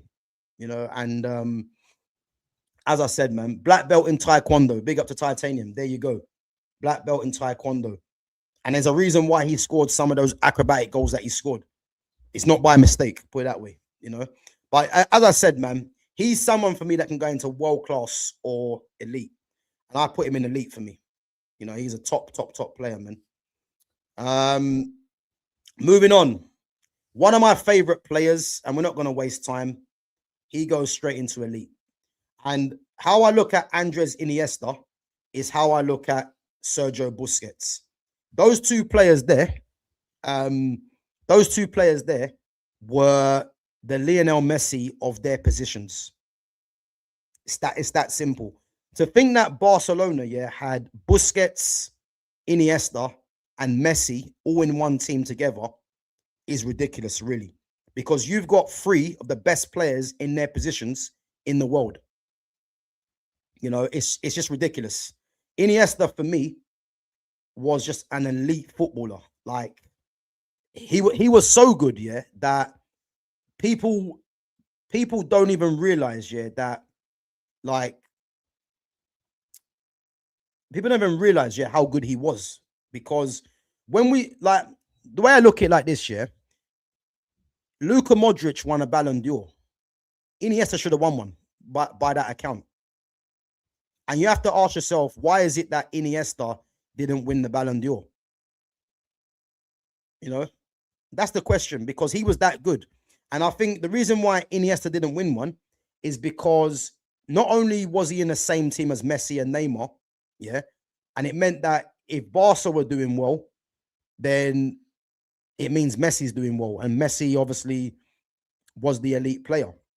But then you look at the fact that he scored the winning goal in the World Cup as well. The guy was just outrageous. This is a guy as well, People don't actually realize this. Iniesta averaged like 6 goals a season. But you wouldn't have thought that. And this is why I can't listen to the whole GA argument. Because when you look at players like Iniesta, we don't look at GA. We just look at just how good these players were. And Iniesta, for me, is one of the best midfielders to play the game. He was that good, but didn't get mad numbers, But popped up when he needed to score important goals. If you remember the goal against Chelsea in the Champions League, the right foot drive into the top corner. The guy was unreal, man. And as I said, him and Busquets are the Messi of their era, easily. I don't think it's even close. Do you know what? Great question. Craven Cottage says, do you think Kagawa was a better 10 than Bruno for Man United? And you know what? I'm glad you've asked this question, because the majority of people will tell you Bruno's been better, But what people don't actually realize, is that Bruno Fernandes is not even a number 10. He's a number 8. He just plays in the number 10 position. But if you look at his average position on the pitch, he plays as a support striker. He's not a number 10. He just goes where he can get majority of the ball or get numbers. And again, if you're someone that actually studies the game properly, you will see that he's playing as a support striker.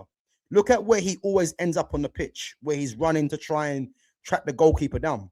He's not playing as a number 10, And look at Kagawa's level in terms of his technical ability for when he played for Borussia Dortmund as well, behind Lewandowski. That's what you call a number 10. Someone that can knit the midfield and the attack together. And if you remember, Kagawa was signed to replace Rooney. If you remember. But again, Kagawa didn't really get given the game time that he deserved. I think Van Gaal actually chose to keep Juan Mata as well. But if you was to ask me who would I prefer, Kagawa or Bruno Fernandes as a 10, I'm picking Kagawa all day long. Because this will tell you that I don't care about the numbers that Bruno's getting. Bruno gets numbers to the detriment of the team. Kagawa would get assists, and chipping with numbers for the betterment of the team. And that's what people fail to realize. Kagawa would get the better out of the striker, whereas Bruno Fernandes gets the betterment out of himself. Again, people don't want to have this conversation, but I'm willing to. So Kagawa for me was 10 times better as a number 10 than Bruno. 100 times better. And again, Bruno's not playing as a 10. He's playing support striker, which is why if we want to get better out of the players that we have already, yeah, and get some proper midfielders in, you've got to move this guy on. It's just that simple. You know what I mean? Yeah, we kept playing Kagawa in the wrong position. Again, just like Juan Mata was a number 10, played him on the right-hand side because he's left-footed to invert. Kagawa didn't play, or we played him on the left-hand side to accommodate an aging Rooney. Again, too much nonsense, man, that this club was doing, unfortunately. But yeah, Andres Iniesta for me,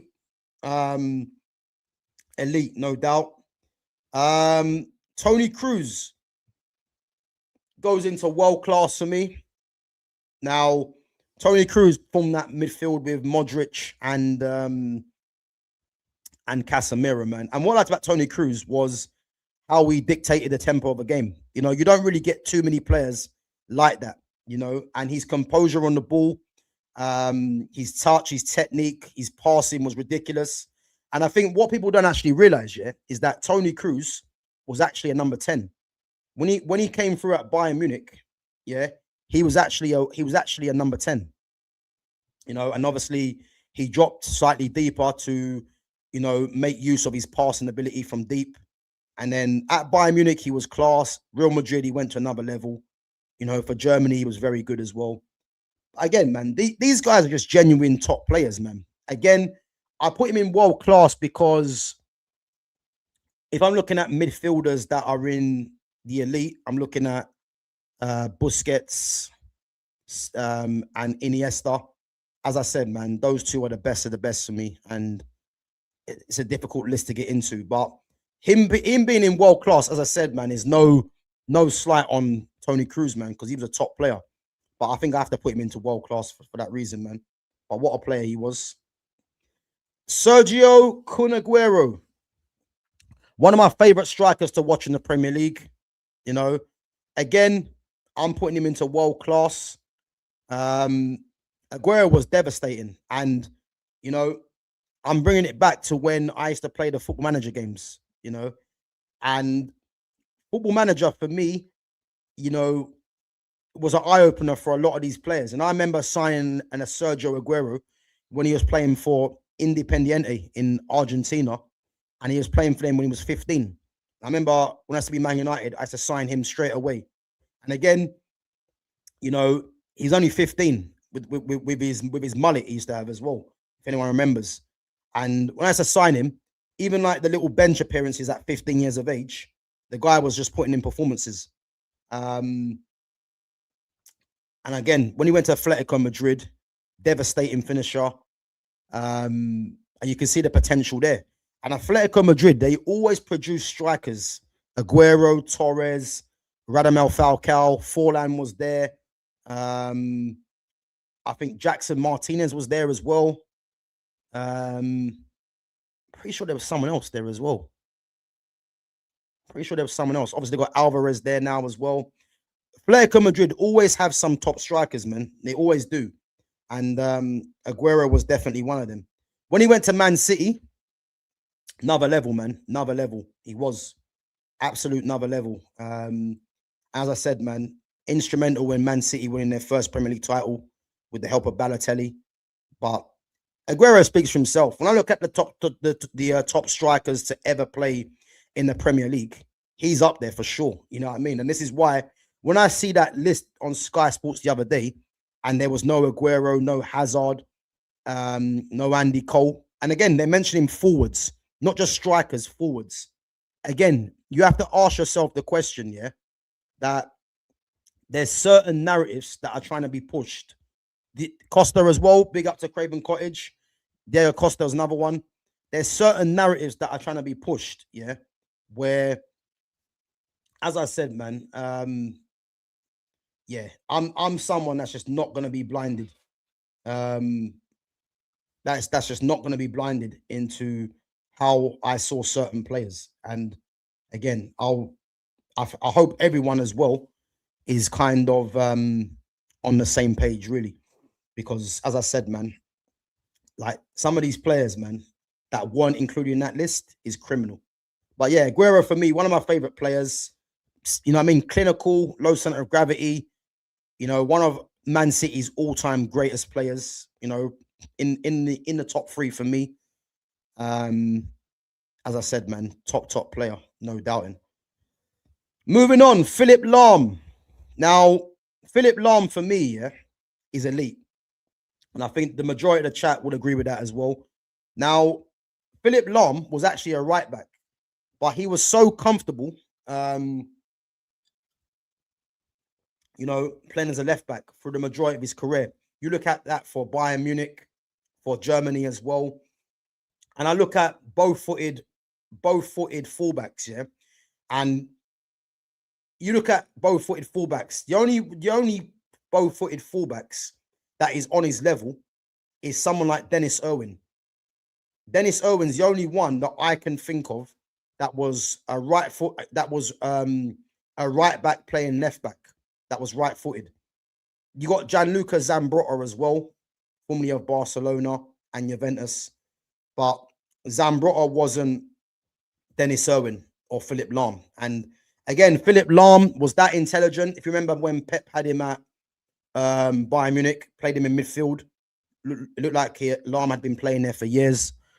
But yeah, listen, Philip Lahm, man, what a player he was, man. Up and down as a fullback, you know, great in possession. Yeah, man, just like the guy was just when you just watch some players, yeah, a lot of these players as well that are in the elite, it's the eye test. You know, just go and watch these players in their prime, man. And you just see how good they were.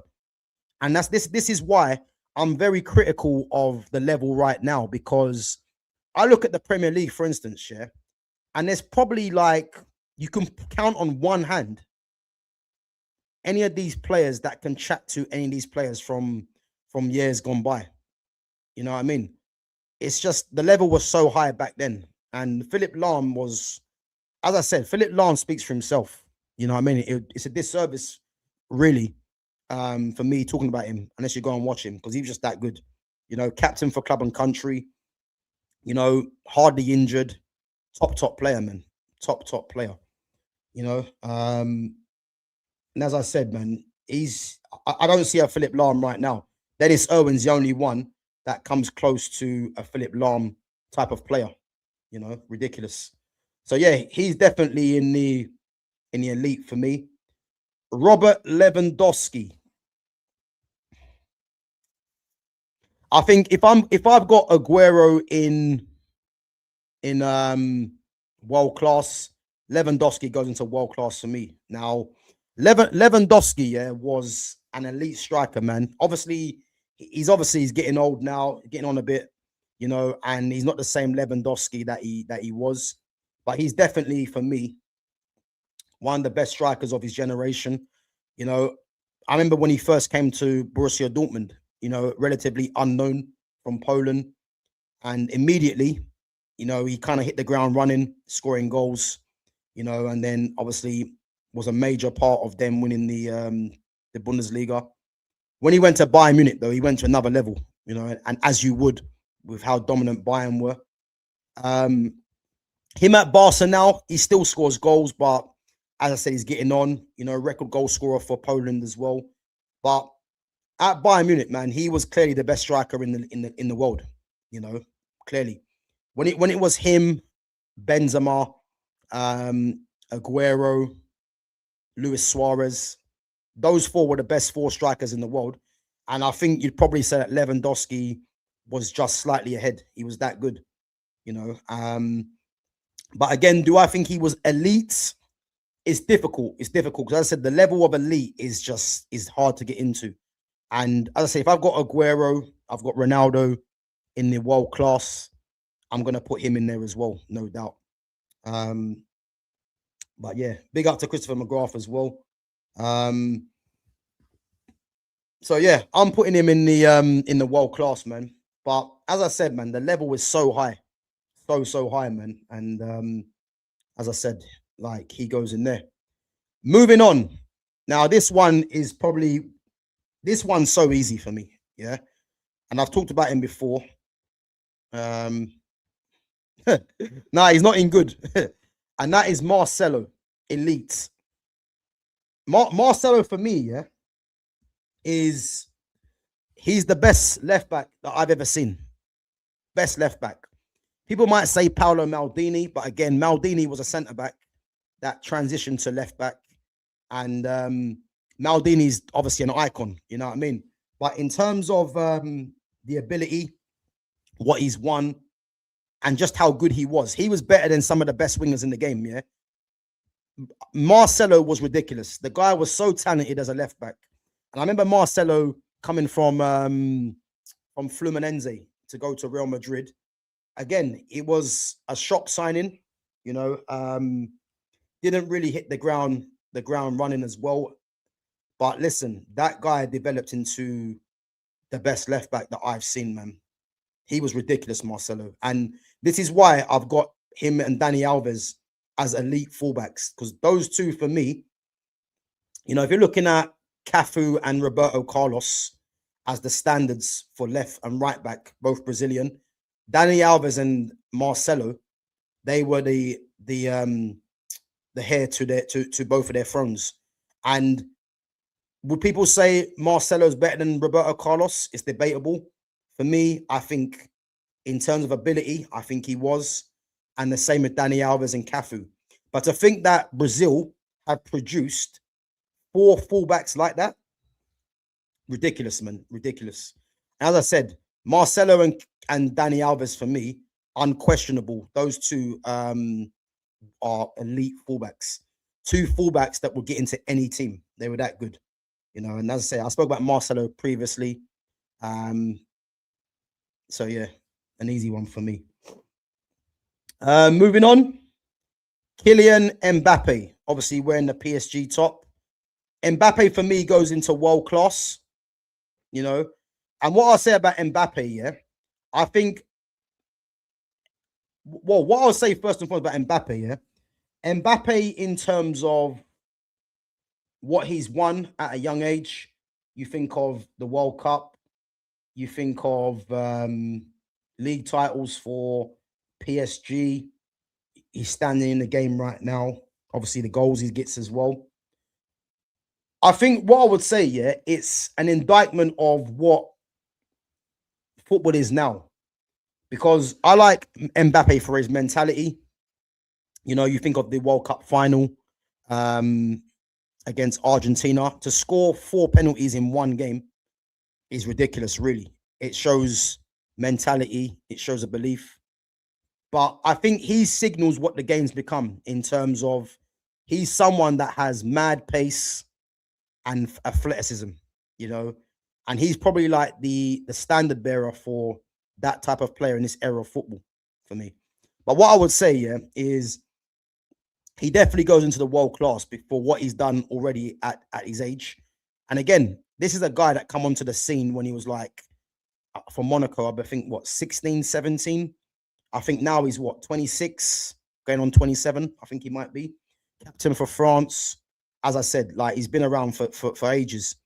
And again, I don't put him in the elite bracket in terms of a footballer, but I put him in the world class in terms of what he's done in the game, you know. And he is a big game player. You can't even deny it, you know. So yeah, he's been a very good player, man, so far. But again, World Cup coming up. Let's see what he can do for France, because obviously they'll be looking to him as the spearhead for them in the World Cup this year.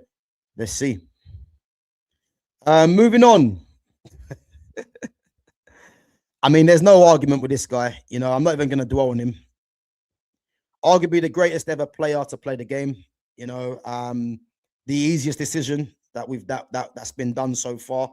You know, Lionel Messi just speaks for himself. You know what I mean? Speaks for himself. This whole Messi and Ronaldo debate, it's never been a debate for me. Messi's just by far the better player. You know, and that's nothing on Ronaldo, but there's levels to football. And Messi just, yeah, Messi's just Messi, innit? You know what I mean? There's no point even discussing him for what he's done. The guy's completed football, won everything that there is in the game. Ballon d'Or, World Cup, Copa America, Champions Leagues, Ligue 1. La Ligas. He's won everything. And as I said, you know, the only debate that there is to be had is Messi or Maradona. You know what I mean? And obviously, people from Maradona's era will say Maradona. People from this era will say Messi. But again, it's hard to judge because there's no denying that Maradona was playing in a different era. And as Craven Cottage has said, Messi should be in a tier above Ronaldo. Listen, he's in terms of a footballer and the weapons that he has. Yeah, there's no debate, man. There's no tier that he can be level with Ronaldo.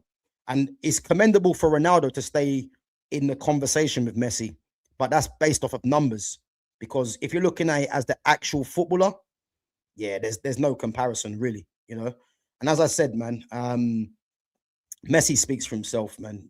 Ridiculous footballer. Next up, we move on to Luka Modric.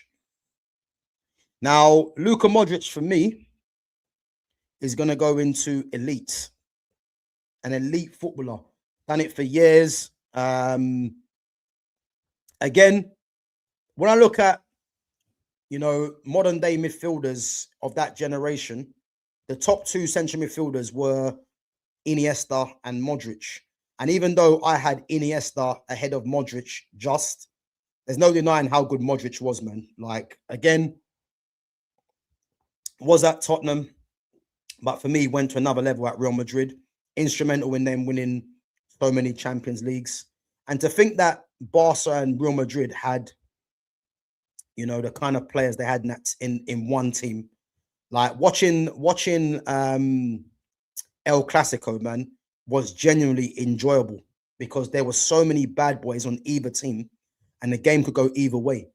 You look at El Clasico right now, or from years just gone by, it isn't the same. And I'm just hoping, that El Clasico can get back to the level that it was when you had Messi versus Ronaldo, Iniesta versus Modric, Busquets versus Casemiro, Xavi versus Toni Kroos, or back then, was it Rakitic or whatever? Marcelo and Dani Alves, or Marcelo versus Jordi Alba, Dani Alves versus Dani Carvajal, Ramos versus Puyol, PK versus Varane, if it's the same era. Like, when you look at El Clasico, I mean, that was the era.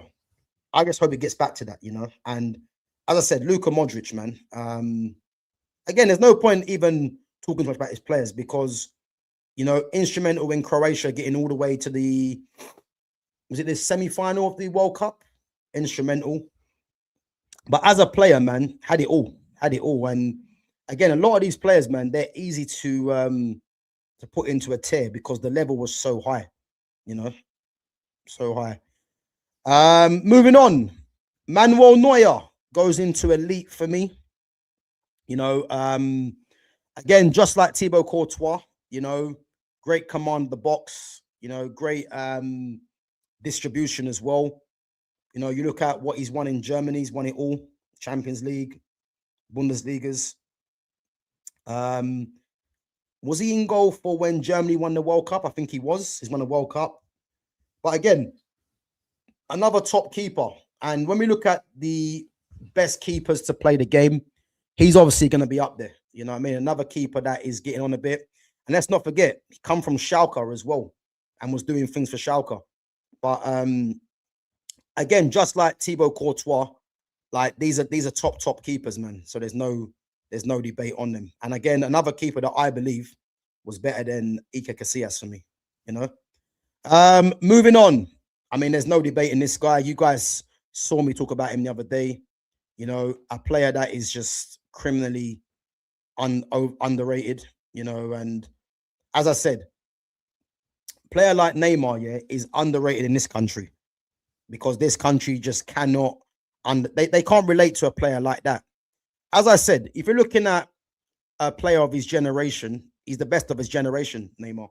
And the only player that can chat to him, as I keep saying, is Lionel Messi from this generation, or from the last generation. Is Lionel Messi the only one? because when we're talking about Messi versus Ronaldo, Neymar was always the third player. But Neymar, really, it should have been him and Messi. But him and Messi were in the same team. Ronaldo was getting the numbers and had the popularity, which meant that Neymar was always third, which is why he had to leave Barca to go to PSG and create his own story. Guys, keep your questions and comments coming. I will get back to them once I've got through these players. But as I said, Neymar speaks for himself, man. Like, if you want to talk about Neymar, the player, he's one of the best players of his generation, one of the best players to play the game. If you want to talk about his numbers are elite as well. As I said, man, there's just no denying how good Neymar was. As I said, I'm not going to dwell on it too much because you guys heard me talk about him the other day, but easy one, elite, no doubting. Let's move on, and we move on to Jan Oblak. Oblak's a difficult one. He's difficult, but he's a top keeper. But I'm going to put Oblak into world class. You know, world class goalkeeper for me. You know, doesn't really get the credit he deserves probably. You know, been at Atletico Madrid for years, Slovenian international. I think when he first came to Atletico was relatively unknown, but instrumental in them winning, you know, the La Liga and doing what they've been doing. Again, commanding goalkeeper. And a lot of these goalkeepers have a lot in common. You know, good distribution, commanding of their box, you know, kicking's good, leadership. All three of them keepers are leaders as well, you know. But I think Courtois and Neuer, for me, were just ahead of Oblak, you know. But Oblak's still a very top goalkeeper anyway. Let's move on. Gerard Piqué. I'm going to put Piqué into... This is difficult. I'm going to put Piqué into, I'll say, world class. You know, I was torn between world class or very good. You know, obviously, Piqué coming through the La Masia before going to Man United and then going back to Barcelona. And again, his partnership with Carlos Puyol is arguably the partnership that started taking him to levels, really. You know, but as I said, I don't think he was elite in terms of the elite centre backs, but he was still, man, a top defender. You know, ball playing defender. You know, it wasn't blessed with pace, but could read the game. You know, was good in the air as well. And his partnership with Puyol, when they had Dani Alves at right back and Jordi Alba at left back, you know, was the cornerstone for the defense, really. You know, and he was a massive part of that. You know, so Gerard Piqué for me is a world-class defender. But I wouldn't say he was. I wouldn't say he was in the elite level for me. Moving on. Now, this guy is going to divide opinion. Not for me. Not for me. And Paul Pogba, I'm putting him in the elite category with Neymar. Very similar to Neymar, yeah. Very similar to Neymar. In English football, with the English fans and the media and the pundits, yeah. They just cannot recognize, or they don't want to recognize players like that, Paul Pogba and Neymar. But whether people agree to it or not, you've got two players there that are the best players of their generation. Like, Paul Pogba is another one that I'm not going to talk too long on because I spoke about him the other day. And you're looking at two players here, you know, that are underrated in this country, but rated in other countries, you know. And as I said, like, there's no denying Paul Pogba's ability. You know, his ability was just ridiculous. The guy could do everything. You know, his time at Man United wasn't as good as he would have hoped to be. But this is a guy, man, at Juventus, when he was coming through, was the best young midfielder in the world, which culminated in him winning the Golden Boy Award. You know, and then I said that's what prompted Man United to break their transfer record to go and get him. And I always say, Man United never provided the platform for Paul Pogba to succeed. To think that we've got Bruno Fernandes running around at Old Trafford doing what he wants, why was Paul Pogba never afforded that license? We all know why that is. I haven't got to say anything else. But when people try and tell you that Bruno's been better than Pogba, like he's been better than him in the sense of numbers, but level of performance, Paul Pogba's level of performance was streets higher than Bruno Fernandes. I've never seen Bruno Fernandes put in a complete 90-minute performance at Man United. What he does is gets GA, and people just look at his GA and ignore the performances. That's the real reason. But again, Paul Pogba, I haven't really got a chat about Pogba too much. One of the best players of his generation, easy. World Cup winner. You know what I mean? People that don't rate Paul Pogba, it kind of tells you that they don't really rate football. You know what I mean? Carlos Puyol. Puyol's a difficult one, yeah? And this might shock some people, but I'm going to put Puyol in very good. And the reason I put Puyol in very good, yeah, is because leadership, mentality, the fact that, you know, he was an absolute warrior for Barcelona. But in terms of his ability, we all know he wasn't the most gifted defender that there was. But he's someone that put that through his, you know, he threw his body on the line for Barcelona and for Spain. And the reason I put PK ahead of Puyol is because PK was a better footballer. You know, they could both go into the same tier, really, you know. But Puyol was a complete leader. And I think if anyone rates Puyol, you're going to talk about first and foremost his leadership and what he gave to Barcelona and Spain. But I don't think he was a great footballer. He wasn't, but he was someone that was a reference point for Barcelona in terms of his leadership, you know. And as I said, man, I'm happy to put him in the very good one. You know, I know some people might probably disagree, but it is what it is. Ivan Rakitic. Rakitic, to be fair, Rakitic, yeah, was underrated. Very underrated. And I'm going to put Rakitic in world class, which might surprise people because he could easily go into very good, yeah. But Rakitic was one of them players. He was an unsung hero. Because if you think of Rakitic when he took over from Xavi, you know, when he took over from, I think, Iniesta as well. Colby says, why isn't Ronaldo in elite? Because if we're looking at Ronaldo, the footballer, he wasn't a better footballer than all of these outfield players that are in the elite category. Ronaldo's career, yeah, is unquestionable. Is you know, for what he's won, you know, for how long he's been doing it, I hear the argument, yeah. But when we're looking at Ronaldo, the footballer, there's no denying that Ronaldo, in terms of him getting older, his game very much was about numbers. Numbers should never be a way as how you judge players. The players that I've got in elite, Dani Alves, Gareth Bale, Karim Benzema, Sergio Busquets, Eden Hazard, Ibrahimovic, Iniesta, Lahm, Marcelo, Messi, Modric, Neymar, and Pogba, who are all outfield players. They're all more technically gifted than Cristiano Ronaldo. And again, this isn't about, you know, solely what they've won. I'm talking about the actual footballer, and obviously, if you want to couple that in with what the trophies they've won as well.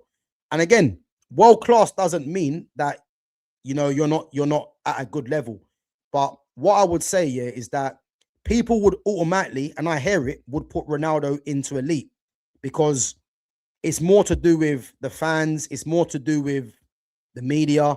They will make you think that he is elite. And to an extent, yeah, I kind of hear the argument because, you know, it's Cristiano Ronaldo's name's everywhere. But, you know, if we're talking about proper footballers, he's not an elite level footballer. He's not. He's an elite level athlete, no doubting. But as a footballer, yeah, he's not in that level for me, man, because the players on this list here in the elite, it's hard, man. It's hard to put him in there. But big up to Colby, man. Big up yourself for coming through. Let's carry on, guys. So yeah, Rakitic for me was very underrated. you know. And again, he could easily go into very good or to world class. But I think in actual fact, yeah, I'm gonna actually no, I'm gonna keep him in world class. I think he was underrated, Rakitic. He was, you know, I think he was an unsung hero. He was a technician, but he also worked very hard as well, you know. So I'm happy to put him in there because he was a technically gifted player, but he provided like the legs in midfield and the intelligence that Barca needed with the departure of Xavi. Moving on, Sergio Ramos. Ramos goes straight into elite for me. Ramos for me, yeah, is arguably one of the best defenders, you know, out there. He is that the game's produced. Ramos was a warrior. So Ramos was like Carlos Puyol, but he could play. You see what I mean? He was a warrior, but he could play. He could take a free kick. He could score goals, crucial goals. Like he was the complete defender for me. There's only been, yeah, from what I've seen, 2 players that have actually outdone Sergio Ramos from just pure ability. And that was Ronaldinho and Messi. Ronaldinho, when he was at the Bernabeu, when he turned Ramos inside out. The same with Messi, what he done at the Bernabeu. And that speaks volumes as to how good Ramos was, because Ramos was a defender that I've not seen many strikers get the better of him. You know, you could say Luis Suarez and him had good battles. I remember when Arjen Robben just burned him out in the World Cup or the Euros with pace. But in terms of Ramos's level, man, the guy was elite. And that culminated with how many Champions Leagues he won. And as I said, man, he was a top defender, Ramos. I don't think Ramos gets the recognition that he deserves. If you remember as well, yeah, what he done to Mo Salah in that Champions League final, yeah? Was it the final or the semi-final? I think it was the final. Don't underestimate what Ramos done there, yeah? Ramos done that on purpose to Salah. But that's the winning mentality of the guy. You know, Salah got a shoulder injury after that, but that's what Ramos was on. The guy was just an absolute warrior of a defender, you know, and he done what he had to do. This is the kind of defender he was, but he could back it up as well by being ultra competitive, and he was a technically skilled defender as well. You know, he had everything for me, Ramos, and as I said, man, it's an easy one for me. Right, guys, let me go on to your questions and comments. Big up yourselves. Keep it coming through as well. Lewandowski, not in elite. Not for me. And that's nothing on Lewandowski, because Lewandowski was one of the best strikers of his generation. But as I keep reiterating, yeah, this elite level is very high, you know, and all the players I've got in there, if we're ignoring the goalkeepers, because goalkeepers is goalkeepers, and I've only got 2 in there, all the players in that list are just elite level players in terms of, for me, there's no debate. No debate. Because they're the best of the best for me. You know? So Lewandowski was a top player, but in terms of central strikers that are in this list, he wasn't better than Benzema or Ibrahimovic for me. But he was still a top player, Lewandowski. No doubt. Bruno's fit. Yeah, there you go. There you go. I'm not even going to read it out, but I hear where you're going with that, Titanium. In terms of defending, Ramos is not elite. He's overall, but he's up there. Yeah, big up to Nick, man. I disagree with that, Nick. I disagree. I think Ramos for me is a weird one, because I don't think people deep just how good of a defender he was. I think people look at his discipline record and think that, you know, he's quite reckless. Yeah. Ramos for me was a very good defender. Look at the strengths he had. He was strong. He was quick. He was technical. He was competitive. He was very good in the air as well, despite being not 6 foot. You know, he scored crucial goals. Like, the guy was a top defender. And the thing is, I hear it. Yeah. Overall, it probably does put him up there. But I would say, yeah, don't discount his defending.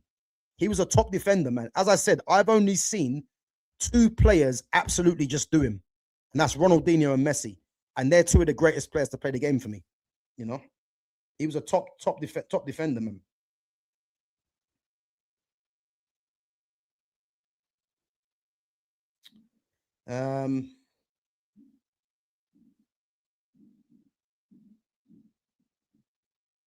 Gav, we need Messi and Maradona debate.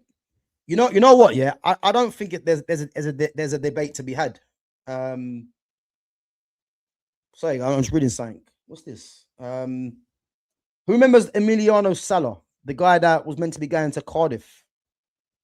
So it says commercial court in France dismisses Cardiff's claims for more than 100 million compensation over 2019 death of Emiliano Sala in plane crash. Madness. And exactly as Clockender said, yeah, Ramos would do anything to win. Exactly. But yeah, just going back onto the Messi and Maradona debate.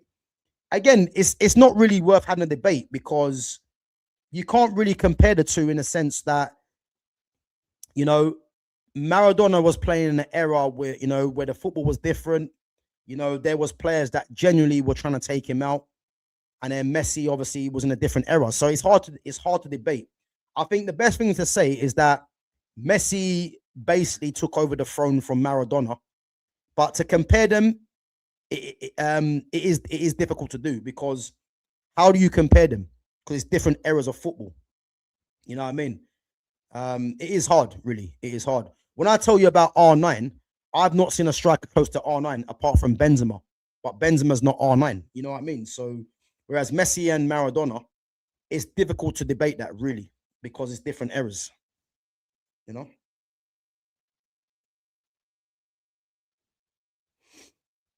Gav, what's your stance on the Messi-Maradona debate? If you say Messi, the chat demands a debate. Listen, as I just said, yeah, I don't think you can.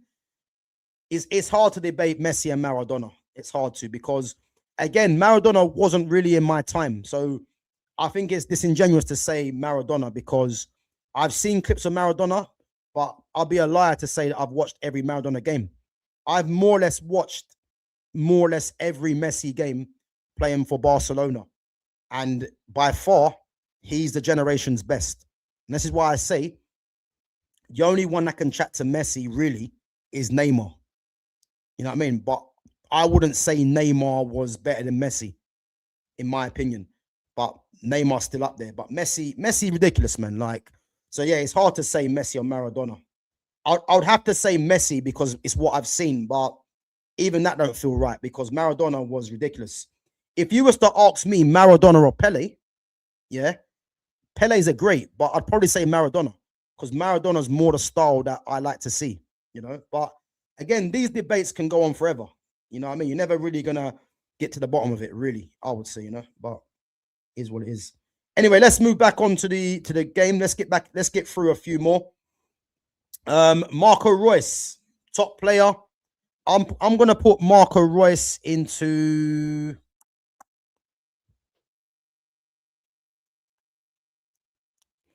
It's difficult, you know.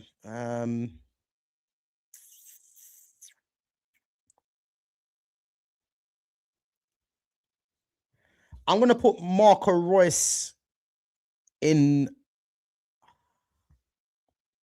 I'm gonna put Marco Reus in very good. But he could easily go to world class, but I put him in very good. I watched Marco Reus when he's first at Borussia Mönchengladbach before he made the move to Borussia Dortmund, obviously spending his whole time in Germany. And again, man, when he was part of the front line with Mario Götze, Aubameyang, and Lewandowski, man, that was a frightening four, man, in Bundesliga. Frightening four. And as I said, man, he was instrumental for them as well. Obviously became their captain, pure quality of a player, you know, scored goals, technical, you know, top player. But I think very good is probably a good way to kind of is a good level to put him in. And again, the level is so high to try and as Nick Fadley said, Reus, Götze, Gundogan, Lewandowski. I think people forget, man, that was Dortmund's team. Dortmund had a serious team. A serious team. You know what I mean? Because they played Royce, Goetze, and Lewandowski as the front three at the Bernabeu. And Gundogan was in there with Bender. Was it Lars or Sven Bender? The Bender brothers. Subotic, Hummels. Listen, they had some serious players, man. And Marco Reus was instrumental in that, which got them all the way to the final, which I think they got beat by Bayern Munich. You know, but what a player. But I think very good's fair. Frank Ribery, one half, and I'm going to put him and Robben together, yeah, as they're both right next to each other.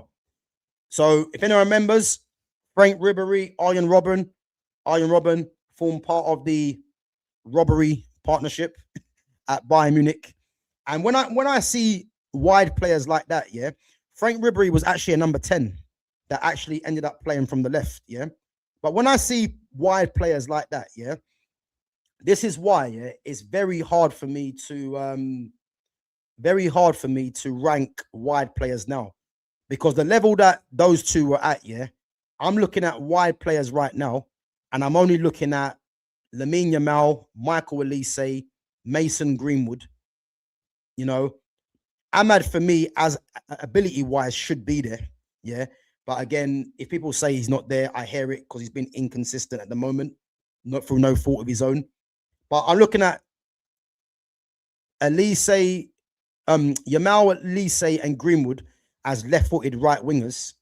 They're the only ones compare. And again, I'm not saying they're on the level of Robben yet, but they're the players that are comparable for me in terms of how I look at wide players that are left-footed from the right.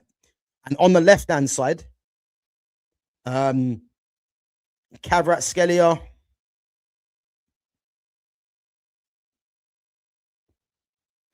and then we're struggling. Because again, right-footed left wingers, there ain't really no one that's a standout apart from Kvaratskhelia with the ability he has. I mean, people might say Vinicius Jr., but he's a different player to a Frank Ribery. But as I said, man, the level was different in terms of those kind of wide players in comparison to what is being produced right now. So yeah, those players, the Frank Riberys, the Arjen Robbens, they're few and far between now in football. And this is why, like, those players were elite players. So if I'm putting both of them players, yeah, in the world-class category, yeah, I mean, this is why I just can't have no one tell me that Bukayo Saka is meant to be one of the best wingers in the world, because Bukayo Saka is nowhere near that level, nowhere near it. You know what I mean? And that's what I'm trying to say to you, man. There were some top players that we just there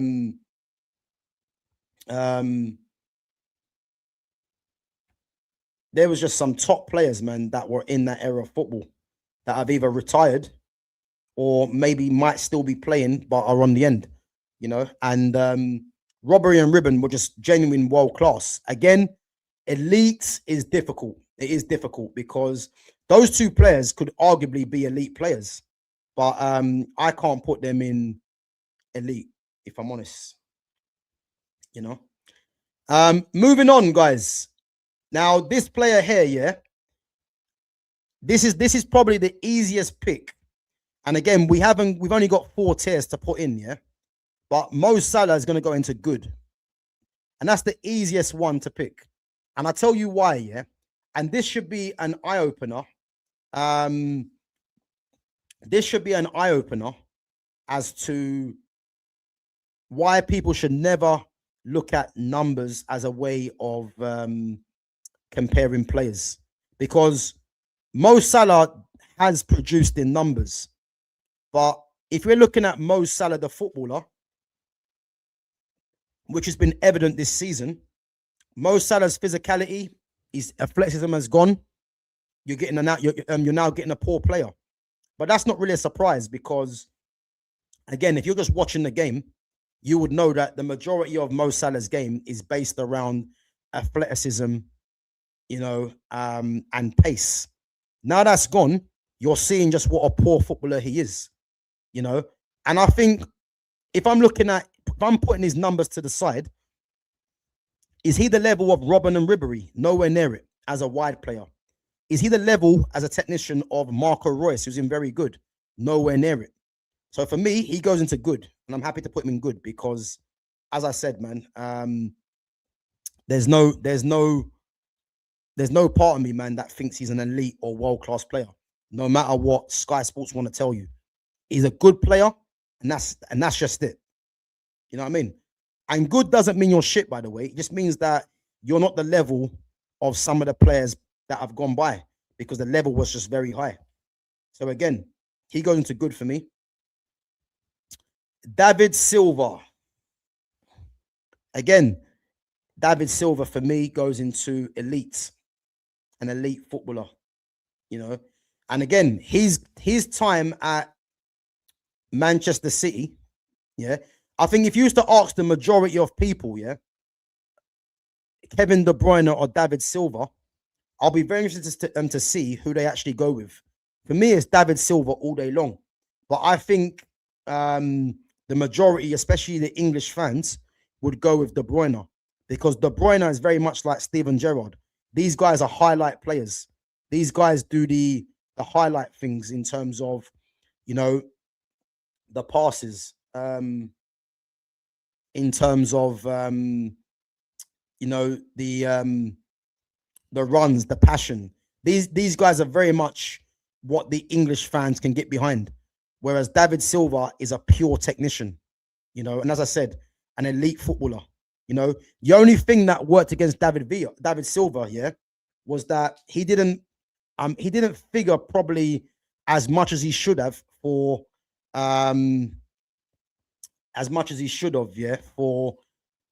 Spain. And that wasn't because David Silva wasn't a great player, but the level of what Spain had at that time was ridiculous of players.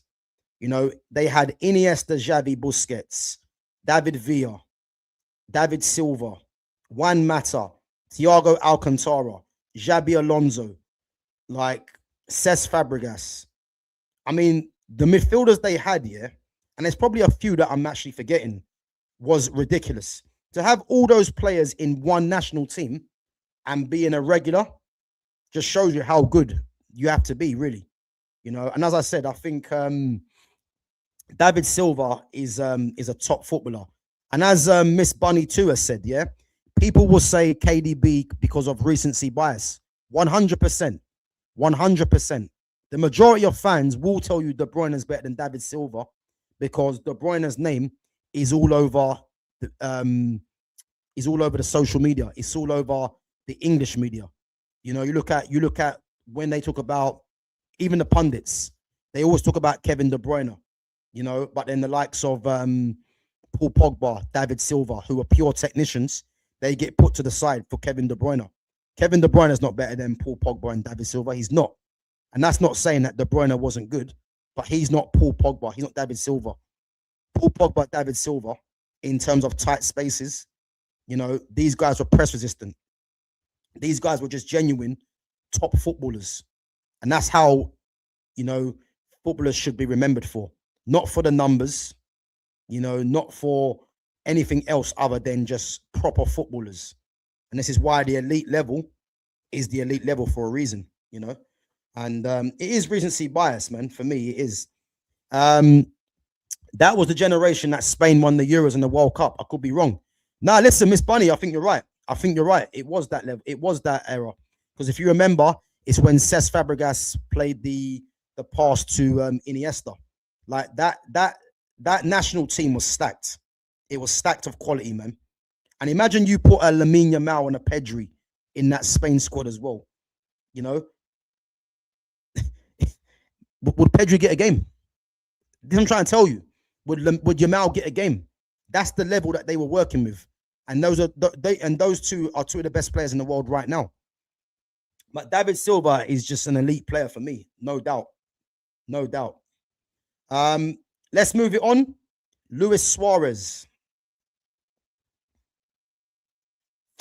I'm gonna put Luis Suarez in world class. And again, Luis Suarez, another one that could be elite. But if I've got Aguero and Lewandowski as world class, I think you have to put Suarez in there. Because out of those four, Aguero, Lewandowski, and Aguero, Lewandowski, Suarez, and Benzema for me was the best out of the four, which is why he's an elite. But those three there are just top class players anyway. And Luis Suarez for me was Luis Suarez, man, was ridiculous, man. He was an absolute warrior of a striker. And again, he's someone that those South American players, yeah, they just have something different. You know, these guys are just hungry, you know, but they have quality to back it up. And forming part of the MSN trio, Messi, Suarez, and Neymar, Suarez was fundamental to that because Suarez was the link man. He was a target man. You know, he offered the physicality and he got goals and assists. And that's why that MSN is arguably the best three that I've ever seen, because you've got two players in Messi and Neymar that are creators first, but both scored goals. And you've got Suarez, who was the goal scorer, but also created. You know what I mean? And you've got three players there that were the best three in their positions in the world. You know?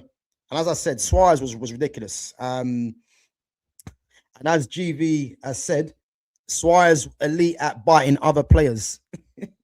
I hear it. And at Liverpool, yeah, he was the best player in the league when he was at Liverpool. When Liverpool almost won the league. Like, he was that good, you know. And but again, if I've got Aguero and Lewandowski, I can't put him into the elite. I got to put them at the same level because Benzema for me was just the best out of all four of them, you know. But again, there weren't really much in it. But Suarez was was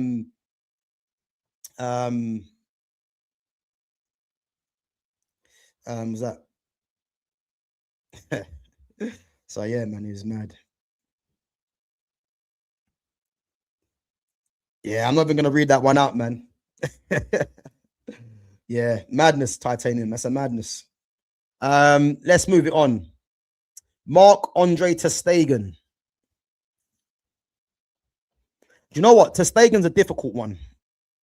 Difficult one.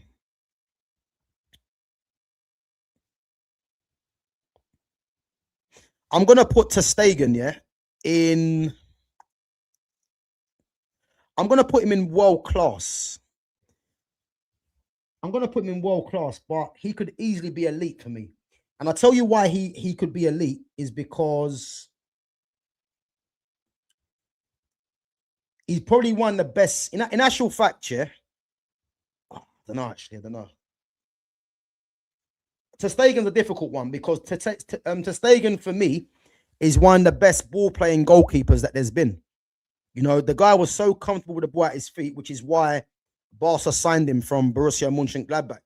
Because the way that Barca played, they needed someone, you know, that was comfortable in the ball. And he was just that, you know what I mean? He was a top goalkeeper. Do I put him in the elite though? I don't know. Guys, let me know. Do you think ter Stegen was elite or world class? I'm gonna go with the majority vote on this one. Because I could easily put him in elite, but I'm thinking world class. Because if I've got Oblak there, do we think he's the same level as Oblak, or do we think he's Courtois and ter Stegen?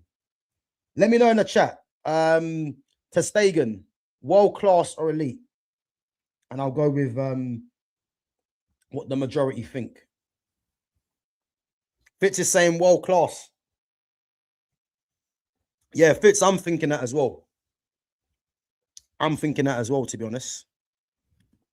Guys, what do we think? World class or elite? Marc-Andre ter Stegen.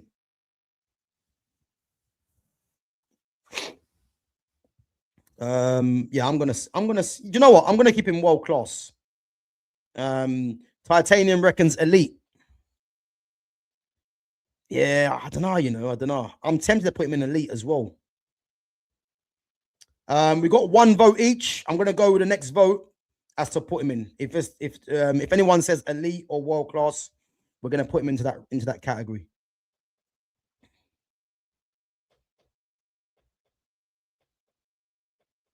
We're doing Ter Stegen. So Nick Fadley said world class. Okay, we're gonna keep him in world class then. We'll keep him in world class. But listen, Ter Stegen for me was a top keeper. He was, but we'll keep him in world class. Yaya Toure. You know what? Yaya Toure for me is going to go into elite, and I'll tell you why Toure is elite. Yeah, and this goes back to the Premier League. When the Premier League mentioned the best midfielders to play to play in the best ever midfielders, yeah, to play in the Premier League, Yaya Toure doesn't get mentioned enough, yeah. And I remember when Toure came from Barcelona playing as a centre back and as a DM at times. And guys, you have to remember, yeah, there was a reason why Yaya Toure played centre back for Barcelona. It's because of Sergio Busquets, because Busquets was the best DM in the world, which meant that to get Yaya Toure in the team, he had to play at centre back. I don't think there's no one in the chat that would have believed that Yaya Toure would be playing as a number 10 for Man City. And I have to say, yeah, he did it to devastating effect, because when people mention the best central midfielders to ever play in the Premier League, the only player that I would argue, yeah, that has a right to be probably in there ahead of Yaya Toure is Paul Scholes. He's the only one, because I don't think people deep here just how good Yaya Toure was. He was devastating. He was strong. He had a good change of pace. He was a good dribbler. He was technical off both feet. He could shoot. He was good in the air. He had no weaknesses. And when you're a player like that has no weaknesses, yeah, you cannot help but not be a top player. And as I said, people want to talk about Gerrard or Lampard or, you know, Scholes, these other midfielders, Vieira, Fabregas, but not a lot gets Roy Keane, but not a lot gets spoken about with Yaya Toure. And Yaya Toure for me is easily elite, you know, and again, he is one of the best midfielders to play in the Premier League, if not the best, because I don't think people deep just what weapons he had. And he was instrumental in Man City, you know, winning Premier League titles. He was that good. I'm laughing, guys, because I knew this was going to come about, yeah? And we're going to go on to Virgil van Dijk, Virgil van Disney, Virgil van Donny, whatever you want to call him, yeah? And Van Dijk for me, yeah, I'm going to put Van Dijk into world class, you know? Again, I know some people might disagree, but I'm going to put Van Dijk into world class. And I'll tell you why, yeah? For me, Van Dijk, the footballer as a defender, yeah, in his prime, yeah, Virgil van Twerk, I hear it, but Van Dijk, the defender, yeah, in terms of him in his prime, yeah, I know him now, yeah, he's struggling, you know. And if you guys haven't seen Craig Burley on ESPN, yeah, has spoken about something that Fitz did look at, you know, and big up to Fitz, because he was onto this for time, yeah, about Van Dijk, about the amount of mistakes he makes, and he's arguably the main reason for them conceding goals. I'm looking at Van Dijk in terms of what he has in his prime, yeah. He was technical, you know, he was good in the air, you know, composed, good pace, strong. Like, as a defender, yeah, I rate Van Dijk highly in terms of a technician as well. And what I would say, yeah, is that he is someone, and how I separate defenders, yeah, is look at their defending, but look at what else they have with it as well. And there's no denying Van Dijk was at a time the best defender in the world with what he was doing. I think it's quite clear now, yeah, that he has dropped off. And again, it's the age. Remember, start of the season, you know, I was saying that Van Dijk needs to be playing as part of the back three to help him. And the fact that he, you know, the fact that is getting on a bit now, and I think he's been exposed. You know, maybe he's been exposed by Arne Slot, the system. But I'm looking at Van Dijk, you know, in his prime. yeah, I think he's easily world class. Elite, again, I'm probably saying he's not elite because of what he's producing right now. And again, the only centre back that I've got in that list so far, or that's going to be there, that is elite, is Sergio Ramos, which tells you the level. Yeah, but again, I think world class is probably about right, if I'm honest. Big up to Babs One Diva with a super sticker. Big up yourself each and every time. Appreciate the love. Big up to yourself. Let's move on. We've got a couple of players to get through before we wrap it up. And guys, make sure you come back. We're live at 5:30. So I'm going to go and eat some food in a bit. And then we'll be back at 5:30 with our usual stream. It's a stream you don't want to miss, guys. It's going to be a good one. So yeah, make sure you're there. Raphael Varane. I think if you're putting Van Dijk in world class, Varane has to go in world class for me. Formed part of the partnership with Real Madrid, with Ramos for so many years. When he came to Man United, he was instrumental in making Lisandro Martinez look a player. And again, Varane for me, just a top defender. Again, he's a player for me, defender, that if you're looking at on the eye, wasn't a smooth Rolls Royce of a defender, but recovery pace, intelligence, his understanding for me was just up there, man. As I said, man, top defender, multiple Champions Leagues, World Cup with France as well, top defender. And again, he goes into world class because, as I said, the level for world class and the fact that I've got one centre back in there just shows you everything. You know what I mean? So, yeah, but he's still a top defender, man. If I got Van Dijk world class, I think Varane has to go in there as well. Arturo Vidal, Bayern Munich. I'm going to put Vidal in very good. Yeah. And Arturo Vidal, for me, was a top defender. He was top defender. Midfielder, sorry. Him and Alexis Sanchez were crucial for that Chile national team.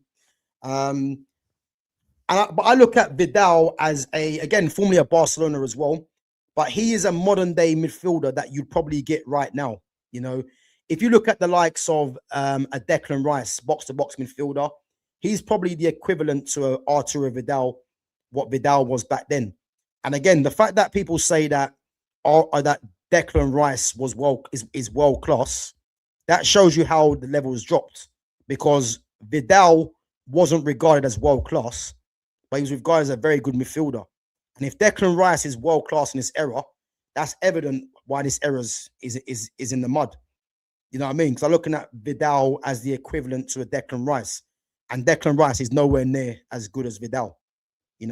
So that's why I put Vidal in very good. But again, top midfielder, was crucial in that midfield with Paul Pogba, Pirlo, Marquisio, for Juventus, crucial, and obviously, yeah, the fact that he's played for Juventus, Bayern Munich, Barcelona, just speaks volume for how good he was, But again, the level of elite and world class is difficult to get into for me.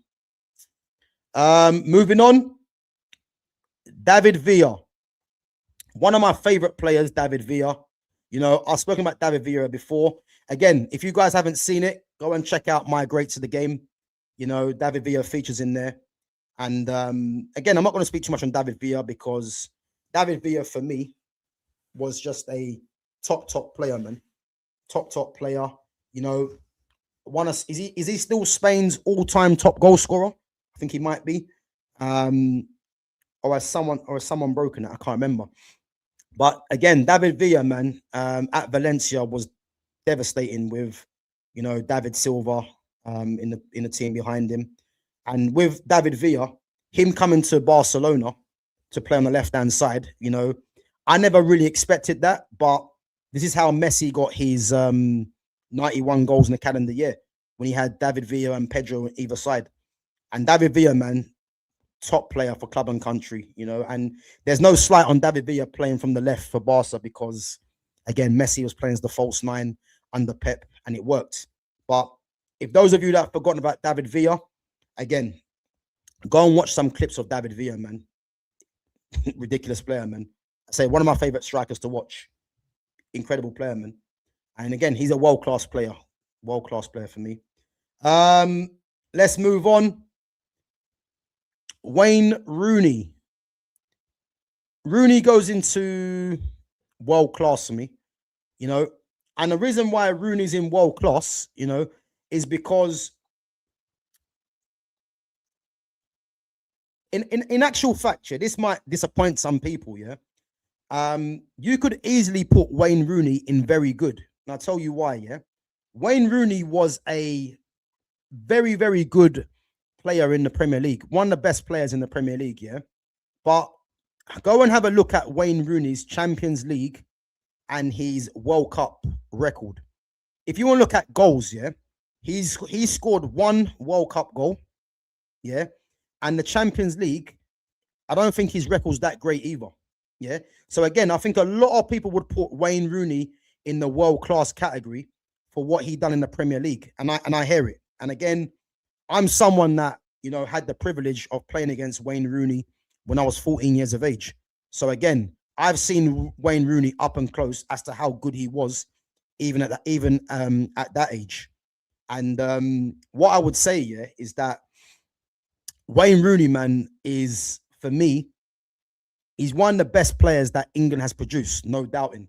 But we cannot shy away from his record for England at the World Cup, because a player of that level to get one World Cup goal is poor.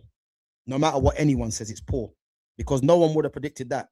And again, Champions League, you know, there was good games in there. You know, if you look at his debut for Man United, scoring the hat-trick against Fenerbahce. But again, man, he was a top player, man. And some of the goals he scored for Man United, man, if you remember the volley against Newcastle when he was arguing with the ref, turned around and hit it. And that was Wayne Rooney in a nutshell, you know what I mean? And again, what made Wayne Rooney was his passion for the game, you know, his hunger, putting his technique to the side. Like, Wayne Rooney's passion for the game was mad. Nick Fadley saying Kane is better. I hear it.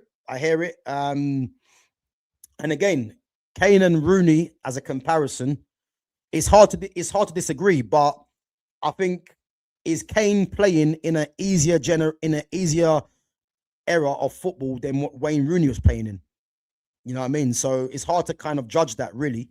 But yeah, Wayne Rooney for me wasn't elite, but definitely world class for me, you know. And I wouldn't even blame people if they're looking at his World Cup record, his Champions League record, to say he might have to go into very good. But I think his as Clockender said, thing with Rooney was he'd get 2 goals in 12, then bag a load in the next 2 games. But again, I think Clockender's a bit bitter, because if you remember, Rooney scored his debut goal against Arsenal. So Clockender's might be a bit bitter there, man. But I understand it. But I think world class for me is fine. I think I'm going to keep him in world class, you know. But yeah, what a player, man. Moving on, Xabi Alonso. I'm going to put Xabi Alonso in world class as well. And again, Xabi Alonso for me, I think Xabi Alonso was the unsung hero for Liverpool. I think a lot of Liverpool's praise was going to Steven Gerrard, but there's a reason why Steven Gerrard played as a 10 and Xabi Alonso was playing in the hub of the midfield, because, you know, the likes of Gerard Houllier didn't trust Gerrard as a central midfielder. He didn't, you know, and preferred playing Gerrard higher up the pitch, because the central midfield role required, you know, composure and someone that could control the pace of the game, which Gerrard wasn't that. Gerrard was more the action man in midfield for Liverpool, obviously come through the club's academy, you know, but Xabi Alonso was the brains of the operation, as you would say, in the midfield. And for me, he was definitely a world-class footballer, you know, world-class footballer. And to think that Spain had, as I said, all those players I've mentioned already in one team, and Xabi Alonso really didn't play as much as he should have, is testament just to how good Spain had a midfield there, you know. But yeah, I think as a footballer, obviously went to Real Madrid. I think he's definitely going to go into world class for me, which leaves the last player. Now, this one's tough, yeah, because I'm looking at two categories here for Xavi. And what I'm going to do, because he's the last player, I'm going to go down to majority vote. Yeah. So, guys, Xavi Hernandez, are we putting him in world class or elite? I'm going to go down to majority vote. Guys, bear me 1 minute. I'm just going to go. I'm just going to pop off quickly. But let me know in the chat, yeah, where you put in Xavi Hernandez. Are you going to put him in world class or are you going to put him in elite? Bear me 1 minute.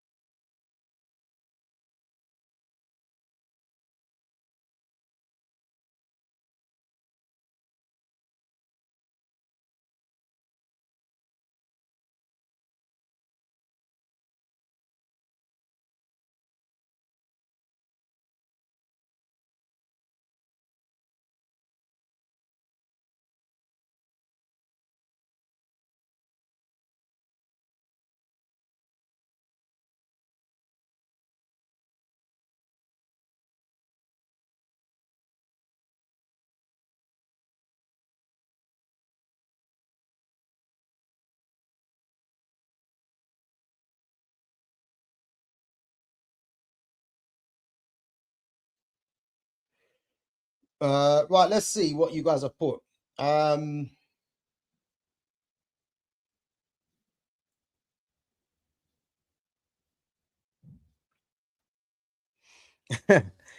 of players who are flashy versus boring.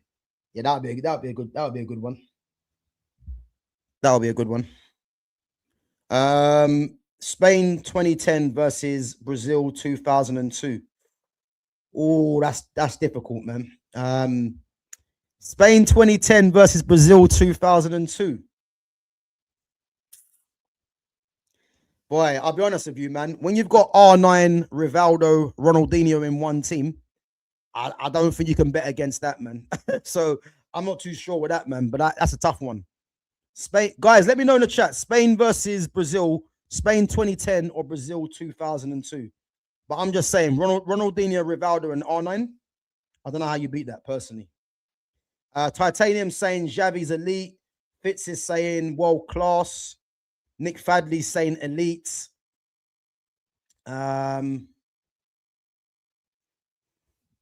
So we got 2-1. So clock enders, let me know. What do you think, Xavi? Elite or world class? And then I'll just put them in whatever one.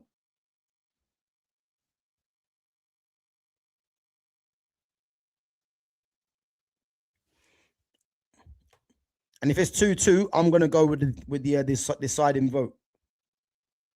So Titanium says elite. Fitz is saying world class. Nick Fadley's saying elite. Guys, let me know. What do you think? Xavi Hernandez. No, Xavi Hernandez. Are we putting him in elite or world class?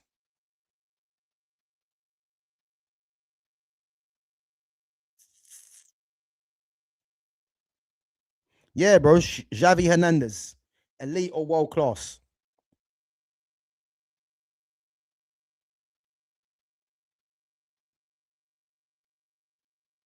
No. Xavi Hernandez, not Xabi Alonso. Xavi Hernandez. Okay. Clockenders is saying world class. Big up to Karen says elite. You know what? I'm torn between elite and world class. So let's go through. Let's see. So we got, I think, is it 3-3? Okay, world class. Xavi. You know what, Nick? I actually think Iniesta was better than Xavi. So Iniesta's elite for me. And Xavi was a bad boy, but I prefer Iniesta personally. Yeah, let's do a poll. But well, the thing is, I can't even do a poll on there. Actually, I don't think. Let me see. I don't think you can do any polls on there.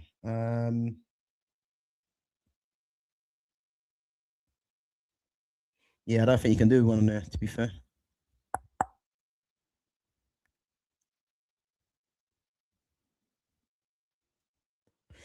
Yeah, I'm stuck, man. I'm stuck.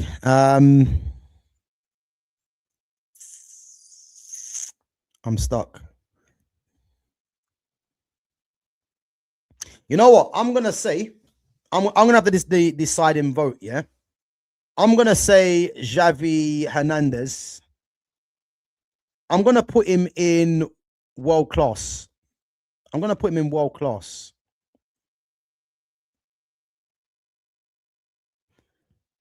Yeah, I'm gonna put him in world class because I rate Xavi highly. Yeah, but the way that I'm gonna dissect this, yeah, is, and again, this is nothing on Xavi, by the way, because it's difficult to do. But that midfield three of Busquets, Xavi, and Iniesta, yeah. If we was to say in order 1, 2, and 3, I think Xavi would be third. And if I've got Busquets and Iniesta in elites, I think it's only right to put Xavi in world class, which is difficult, man. It's difficult to do. So, yeah, I think that's the best way I could probably look at it. If you're gonna rank them in order, and again, it don't mean that because Xavi's in third, like he's the third, he's like not good, but that's an elite level there. I think Xavi being third is only right. Xavi being third is only right, man, to put him in world class again. So yeah, that's what I'm gonna say, man. I'm gonna put him in world class. But guys, that's everyone done now. Let me just run through the list again, just so we're aware. Yeah. So obviously the 4 tiers, guys, we've got elite, world class, and we've got good. So if we start from the bottom, so the players that are in good: Pierre-Emerick Aubameyang, Diego Godin, and Mo Salah. In very good, we've got Jordi Alba, Iker Casillas, Carlos Puyol, Marco Reus, and Arturo Vidal. In world class, we've got Alexis Sanchez, Casemiro, Cesc Fabregas, Cristiano Ronaldo, Kevin De Bruyne, Angel Di Maria, Anton Griezmann, Toni Kroos, Sergio Aguero, Robert Lewandowski, Kylian Mbappe, Jan Oblak, Gerard Piqué, Ivan Rakitic, Frank Ribery, Arjen Robben, Luis Suarez, Marc-Andre ter Stegen, Virgil van Dijk, Rafael Varane, David Villa, Wayne Rooney, Xabi Alonso, and Xavi Hernandez. And then in elite, we've got Dani Alves, Gareth Bale, Karim Benzema, Sergio Busquets, Thibaut Courtois, Eden Hazard, Zlatan Ibrahimovic, Andres Iniesta, Philip Lahm, Marcelo, Lionel Messi, Luka Modric, Manuel Neuer, Neymar, Paul Pogba, Sergio Ramos, David Silva, and Yaya Toure. So again, I'm pretty happy with that, and I think it's a difficult one to do, but yeah, it is difficult, man, to kind of to comprise. But I'm happy with that list, man. I think that's a fair list to do, But again, like, there's other players that I know many would probably put into different tiers, but yeah, it is what it is, man. It is what it is. But guys, I'm going to go through a few more of your questions and comments before we wrap it up. As I said, we are going to be back at 5:30 for our usual stream with myself, Fitz, and Jonas. Make sure you don't miss that one. It's going to be a good one. And also as well, guys, I've got something coming out today at I think 8 o'clock, great to the game. So yeah, keep your eye on that as well. So yeah, let's see. So what players have I got in elite? Yaya in elite and Xavi isn't. Yeah, well, the thing is, as I said, Yaya Toure, I think what I would say, yeah, is why do you think Yaya Toure shouldn't be in there ahead of Xavi? That's the thing. It's a difficult one. Bale in elite and Ronaldo isn't. That's not a hard one. Gareth Bale was a world-class footballer. Ronaldo wasn't. Ronaldo's name, yeah, in terms of why it was propelled to be an elite footballer is based off of numbers. But if you look at Ronaldo, the footballer, you know, he wasn't a footballer at the level of the players that were elite for me. Nowhere near it. As I said, he was he's done great in terms of the trophies, the goals. But as you can see, as he's got older, his game was more about numbers. You know what I mean? And as I said, I'm looking at the footballer and the actual pure technician of a footballer. That's why if you look at the list that I've done, yeah, there's no denying that all these players in that list are all top footballers. And this is why Xavi, for me, could be an either. But I think Xavi at world class, man, for me, I think, yeah, he's right for me. But Yaya Toure is underrated, man. I think people sleep on Yaya Toure because Yaya Toure, for me, is arguably one of the best midfielders to play in the Premier League. As I said, I think Paul Scholes is the only one that could go ahead of him, you know. But if there's people that think Xavi Hernandez should be in elite, I wouldn't really argue with that. If there's people that think Ronaldo should be in elite, I think people would only say he's elite because of his numbers. And again, this is not about the numbers for me. This is about, you know, how good they were as footballers mainly. And then the numbers or the trophies won might be into it as well. Yeah, longevity, not for me, because Ronaldinho never had longevity. R9 really didn't have longevity. But these are two of the best players to ever play the game. So I don't care about longevity because Ryan Giggs had longevity. But are you going to tell me that Ryan Giggs is better than Ronaldinho? Because he's not. It's that simple. And Giggsy was a great player, but he ain't better than Ronaldinho. He's just not. Was Kinski in the Spurs 11? But you have to watch it to find out, man. David Silva was in elite for me. Gareth Bale, I think Bale is quite similar to Ronaldo in how they play. I wouldn't say so, and I'll tell you why, yeah? People think Gareth Bale was just this mad athlete with pace, yeah? Gareth Bale was a footballer first and foremost. His pace was his it was his bonus. You know what I mean? His technical ability was ridiculous. You don't strike the ball the way he does, yeah, or take free kick the way he does if you're not that highly technical. And as I said, like Gareth Bale was first and foremost a footballer. Ronaldo, when he first come to Man United, it was the flicks, it was the step overs, and obviously he refined his game to being an absolute goal scorer. But a goal scorer shouldn't cloud your judgment into thinking that these guys are elite footballers. There's a reason why Mo Salah is in good, because for all the goals that he scored, that shouldn't be judged as being an elite footballer. It's not. And again, I'm putting Ronaldo in terms of everything together. And I think world class is the level for me. I wouldn't put him in elite. People put him in elite because of Ronaldo, the name. But I'm not going to do that. So is what it is. But guys, listen up. Big up yourselves for coming through. I'm going to eat some food now. Obviously, we're going to be back at 5:30 for the stream with myself, Fitz, and with and Jonas. Guys, make sure you come back through at 5:30. As I say, it's going to be a good one. It's going to be an interesting one that some of you guys are probably going to find a bit surprising. But again, make sure you come and watch that, man, because it's going to be a good one, as I said. And as always, on your way out, make sure you smash the like button. Make sure you sub to the channel. And make sure you share the channel on all your platforms as well, which would be much appreciated. And yeah, as I said, we're back at 5:30 for our normal stream. And yeah, hope to see you guys there. And again, let me know in the comments what you think of the tier list. Again, if you disagree, then yeah, make sure you put that in the comments afterwards. Because I know there's a few players that you guys are gonna disagree with, but this is what it's about. So yeah, let me know, and yeah, I'll catch you guys back at 5:30. Take it easy.